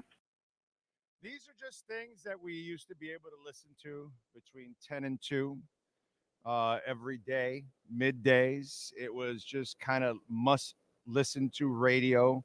Neil would talk about sports and life and politics and local politics and local radio, and he would make fun of all kinds of people, and you wanted to be part of the show. Like if he made fun of you, it was a good thing. If he actually avoided you and never talked about you, that kind of was his way of saying like you meant nothing to him. But if he was picking on you, others found it funny, but it was his way of actually showing love because he was bringing attention to you. That's what he was doing. Boy, does he have a lot of chutzpah. There you go. That's a little Neil Rogers. It is so hard. It is. It happens. Me estoy muriendo aquí. There's a lot. I have like tons. I can have an orgasm just driving down I-95. Ow! Man, you better know your laws, mister, because you sure don't. No more sucking, please. And now this public service announcement about Sally Struthers. For $90, you could clothe a child. For $90, you could help fight cancer. Or you could feed Sally Struthers for a whole day for just $90. I'm Sally Struthers. Working with starving people like I do can make you pretty hungry. And since there's not enough food to go around here, my food has to be shipped in every day. Your $90 will keep me fat and sassy so I can set a good example for these skinny little Ethiopians. Remember, it takes more than shoulder pads and a big hairdo for Sally to do good work. It also takes food. Don't be a meathead. Give us $90. It'll feed Sally Struthers for a whole day. So, these are the things that we miss. Yes. Exactly. So, there you go. All right. Ocala Joe, we have it for you right here. 2 cold beers and went to bed. Why was it so low? Damn. Could be a casual correlation. That guys like it. All right. We bring it all the time for you. Neil and all. We probably will get hit for that, right? What do you think, Sean? Who knows, right? Who knows? Who knows? Might have to eliminate all that. I should do like a show with just Neil drops all over the place and stuff like that. And people would love that shit. They would. By the way, Wallflowers in Destin, Florida tomorrow at Club La. George Thorogood is in Naples at the Haynes Hall on Tuesday. Wednesday, he's in Sarasota at the Van Wetzel. Friday, Ed Sheeran at the Hard Rock Live. Sean Paul, Friday at the Fillmore. And Friday, 50 Cent is at Club 11 in Miami. You know what I did find kind of funny was Joel Embiid. Why? Because Joel Embiid was complaining about too many Knicks fans at the Sixer games. And it's interesting because sometimes we have that here, but we're a transient town. LA and Miami are a little different cities than any other cities in the country because LA and Miami are the kind of cities that people move to from everywhere in the country and from parts of the world. We get more in Miami and LA than any other city pretty much. And so it's very transient, and like people like me are rare. Born and raised in South Florida, like that shit just doesn't exist. But we get picked on a lot for, sometimes other teams end up buying the tickets and being at our games and things like that. And it's funny how the other night the Heat were winning and the Celtics fans were leaving in droves, right? There was still time left. But if it was Miami, then people would be, picking on Miami. But they didn't say anything about the Celtic fans leaving. So then Joel Embiid last night, he said he was disappointed by the Knicks fans taking over in the Sixers arena. And he said, disappointed, Embiid told the reporters, I love our fans. I think it's unfortunate. I'm not calling them out, which he really is. But it's disappointing. Obviously, you've got a lot of Knicks fans that are down the road. I've never seen it. I've been here for 10 years. It kind of pissed me off, especially because Philly is considered a sports town. So they've always shown up. I don't think that should happen. It's not okay. So it's not okay for the fans to sell their tickets to Knicks fans that are probably offering a shitload of money to go because they haven't had a good team in forever, and their team is pretty damn good. So they're offering money. So let me ask you something. So when the coach leaves your team because he's going to another team because it's better or they're giving him more money, or your player leaves in free agency to another team because they're offering more money, where's the loyalty there? I'm sick and tired of this whole loyalty bullshit when there's no loyalty from owners, from players, from coaches, from agents. And so now you expect the fans? So you expect them to show up and buy tickets when you don't show up to play the games, Miami Heat? You expect them to not sell their tickets because they can make more money and it's better for their families? Because you need your little fan in the seat, but that fan probably sold his ticket for twice, 3 times the amount of money that they paid for. And so maybe they can pay a couple of extra bills this week. Embiid, maybe you don't have a problem, but others do, paying for heating oil and eggs and gas. You ass.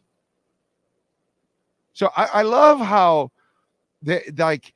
we're supposed to be ultimately so, dedicated to you, but the player will leave your ass in a heartbeat. The coach will leave your ass in a heartbeat. When they think it's greener pastures, they leave.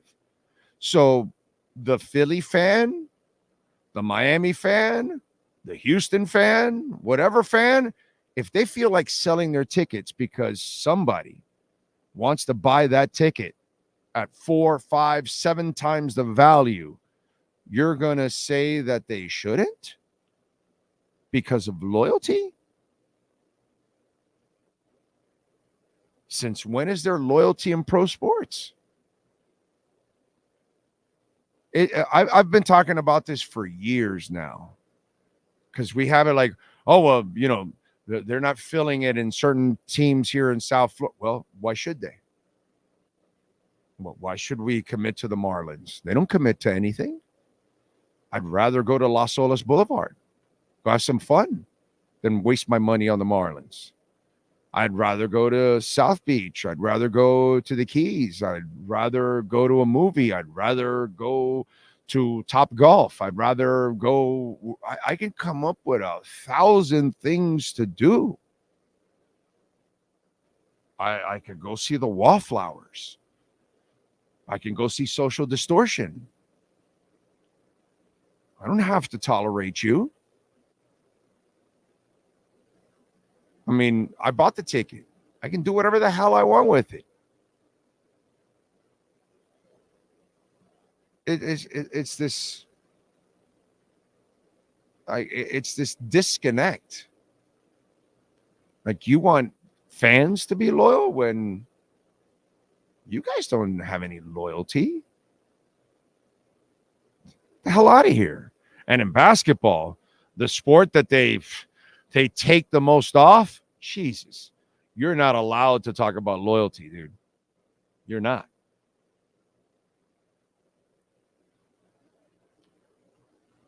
I so want to get one of those ghetto stereos and play that asshole song when I'm out driving.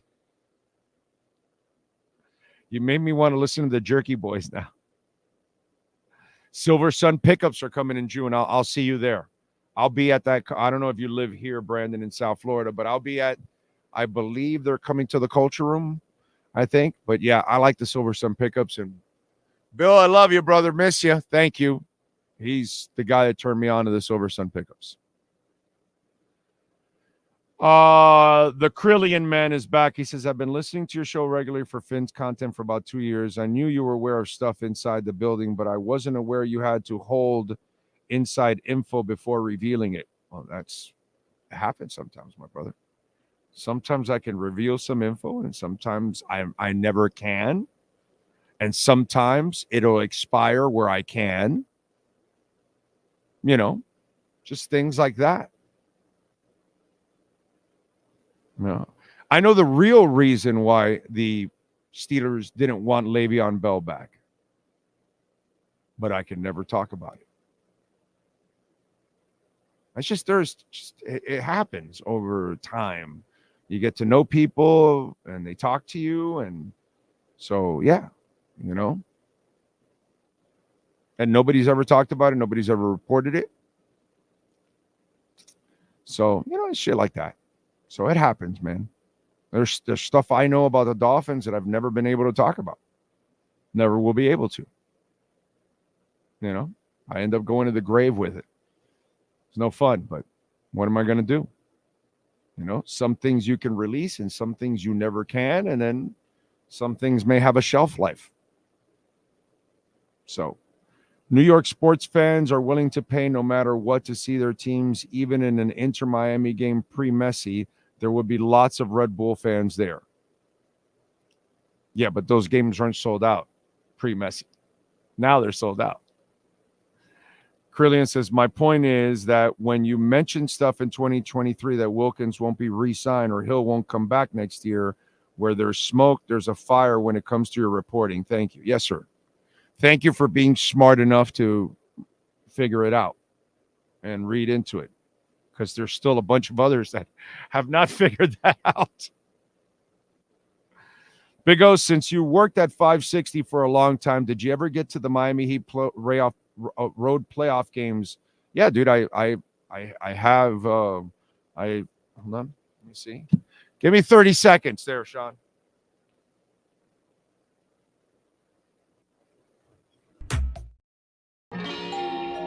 Oh, great. You have a doorbell camera.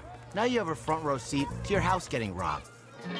They're breaking into my house! Ooh, there goes the TV. I'm sure it'll turn up at the pawn shop. No, not the TV! Just because you can see them, that doesn't mean you can stop them. With Slogans, you get 24-hour monitoring, a free home security system, and professional installation. Plus, free doorbell camera, one that'll actually work for you. Get out of my house! Get out of the house! Call 1-800-ALARM-ME. So when I'm in Dallas and they win in 06, right? See? It's a commemorative basketball from that. The Heat were kind enough, and they gave me the basketball. And here's the Wheaties box. I don't know. It's hard to tell, but this is the Champions Wheaties box that was given to me that day in bubble wrap. See? Wheaties, Miami Heat. That's Shaq and Wade in the front. See that? And so I've never taken it out of the bubble wrap since 2006. They handed it to me in bubble wrap, and I've stashed it since 2006. So I was there getting champagne filled in Dallas when UD was hugging the trophy, Alonzo was crying, all that kind of stuff. If you're ever going to the locker room or just outside the locker room, there's the picture of Zoe and all the champagne, and then there's a hairy arm that's holding the 560 mic. That's my hairy arm there in 2006. So yeah, I've been to plenty of Heat road games, and I've been to Heat championship road games, and that was a lot of fun. So there you go. One guy asked for Neil Rogers, we deliver. The other guy asked for Heat road playoff. We deliver championship for you, right there. Let's see. Good afternoon, Big O and Sean. Hope you all had a good weekend. Thank you, Stephen. Brandon Flood. I live here, but I'll be in Orlando that weekend. Okay. No, I was at QAM till, and I was at QAM till 4 years ago, dude. 2019. 2019, I left QAM. In 2019, I started this.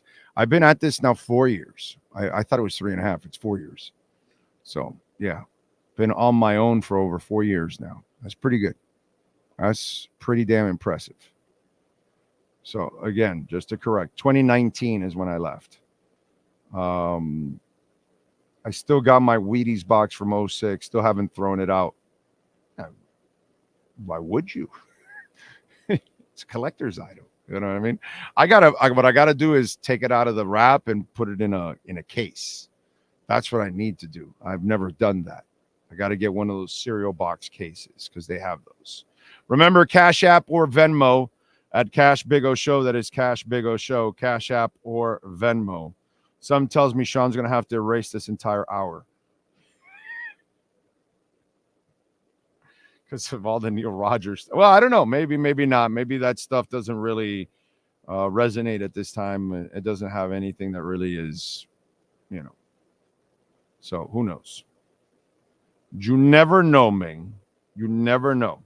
So Tua's brother, by the way, will participate in Seattle's rookie camp on a tryout basis. They've got Geno Smith, Sam Howell, and they've got an undrafted free agent from San Jose State, Siobhan Cordero.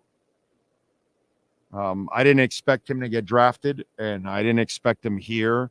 And by the way, when Mike McDaniel says he was on the draft boards, that's just being nice. Don't fall for the bullshit. That's McDaniel being a decent human being. And, Zeke Elliott signs a 1 year, $3 million deal. Talk about a know-nothing deal for the Cowboys, and just like empty headlines that they put out there in the NFL. Jarvis Landry will be participating in Jaguars rookie camp. Okay. Rookie camp. So that's like a tryout for him. Okay. Yes. So what else do we have? So it looks like a lot of you will be you were enjoying so we got a thumbs up. You guys were enjoying the Neil Rogers stuff, because I didn't know if I maybe played too much of it, because some people have never heard that stuff. So when they hear it, they're probably going to freak out, go, what the hell is this? Because you can never do that kind of stuff on air anymore, So I know I can see Ocala Joe enjoyed it. Marco was Neil God. Classic, miss him. Okay, so a bunch of you were enjoying it. I see some laughing stuff. Man of 1,005 Holes says, I just spat the water out.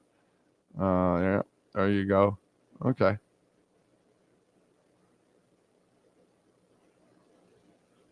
Good shit. Good shit. I'm glad you guys enjoyed it. Troy said it was super funny. Raging. I had no idea who Neil Rogers was. Yeah. Neil Rogers was a talent at his own level. That's all I can tell you. Nobody. Okay, kind of like it's like Freddie Mercury. Okay, a lot of great rock singers. You and I can argue and discuss this rock singer, that rock singer. Ain't nobody ever Freddie. Yeah, ain't nobody ever Neil. Nobody ever will be Neil. Nobody comes close to Neil. There's never been anything created like Neil Rogers. It's just he was at another level. And he did something that nobody else did. He was absolutely different than everybody in the country, period. Okay? I would say others ended up copying him instead. Okay? Neil was, forget it, man.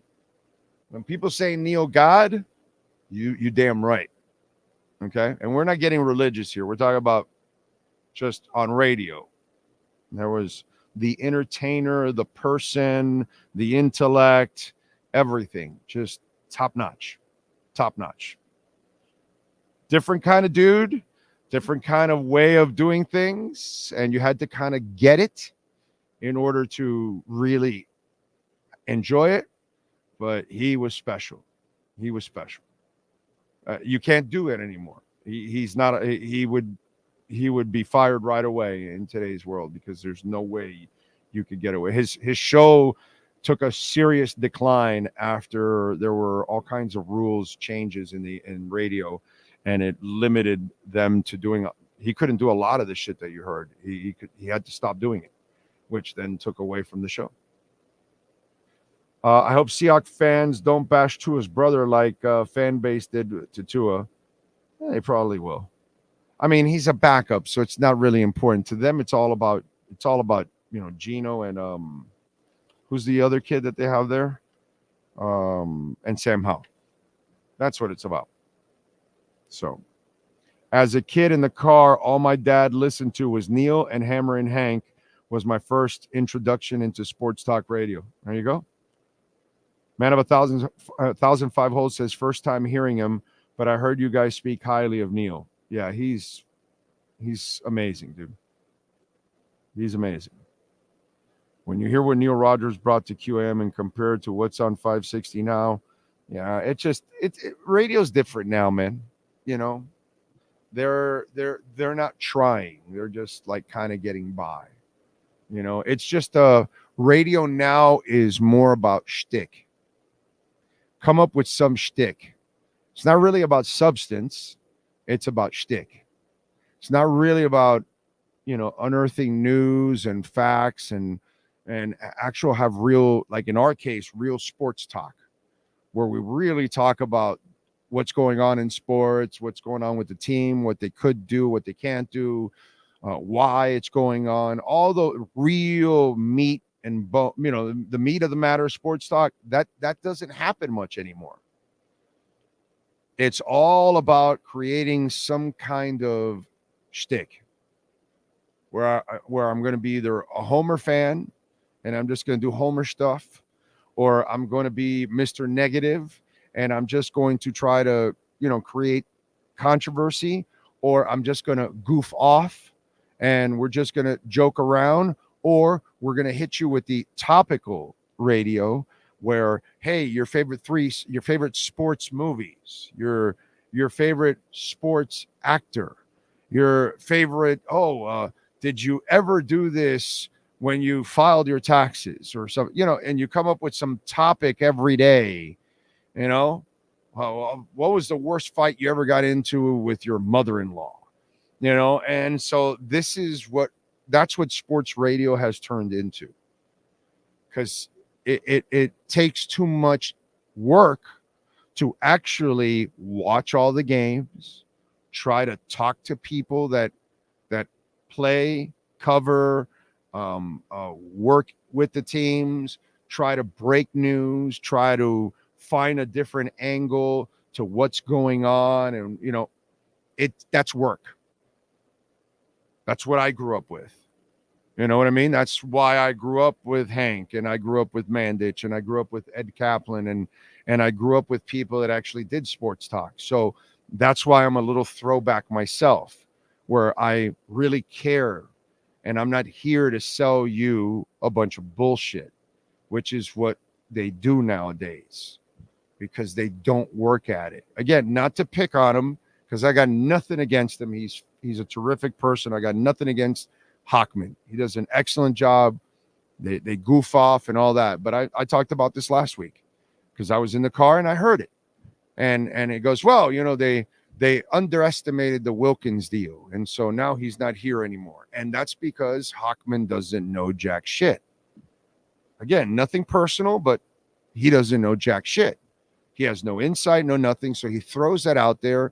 And then the people that are listening to him, I don't know how, but they might look at him as some kind of an authority in it. And then Hockman said they underestimated it. And then you're repeating more misinformation. That's a problem for me. That's a problem for me. Because then we're dumbing down our fans. And that's what I don't want to do on this show.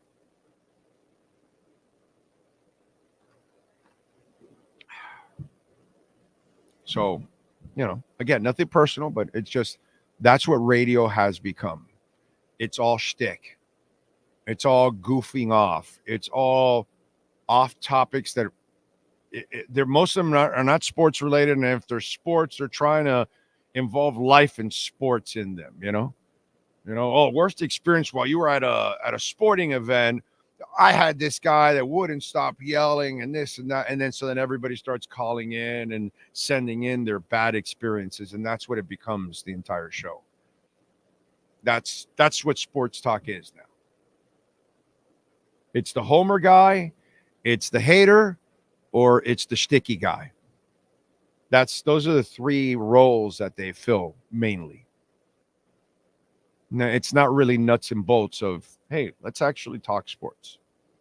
And then throw entertainment in there along the way and hopefully make people laugh and think. And kind of that's what we try to do here. I mean, we joke around, dude, all the time. We joke around.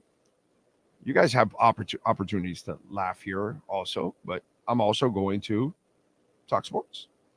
Big O, did you hear about Juwan Howard joining the Nets as an assistant coach? Yes, I heard.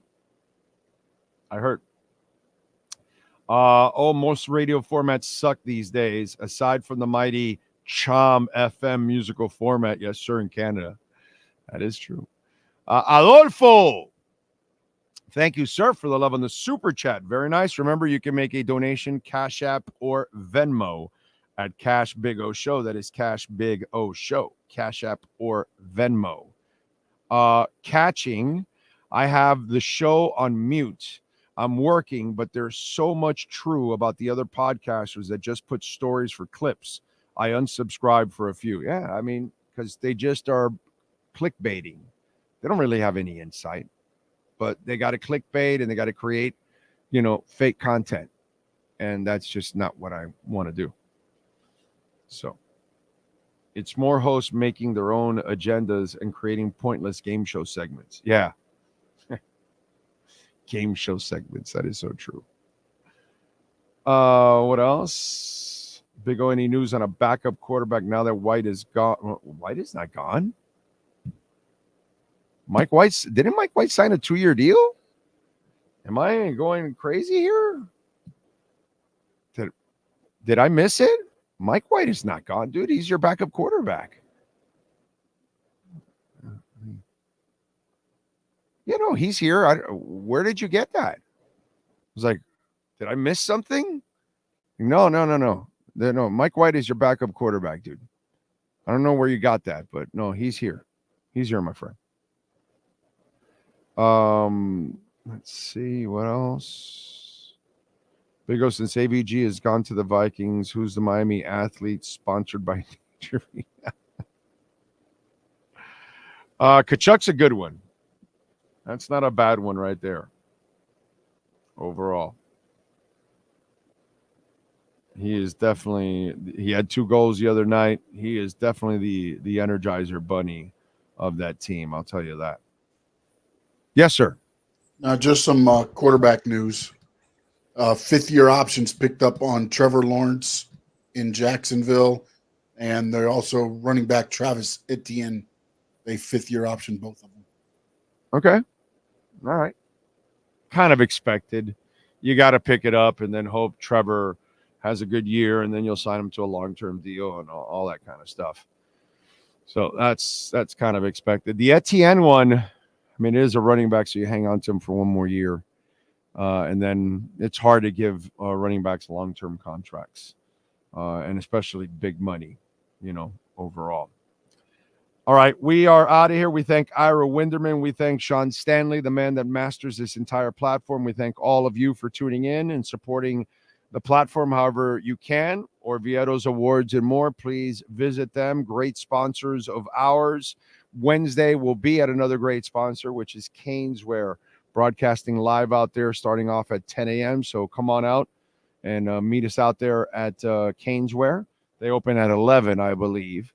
So come on out and join us on Wednesday. We'll be broadcasting live. We'll be back tomorrow. Thanks to all of you, those of you that send in a super chat. Remember, you can always send it in whenever you're listening to the show, Cash App or Venmo at Cash Big O Show, and you can make a Bitcoin donation. We'll see you tomorrow. Same time, same place, same bat channel.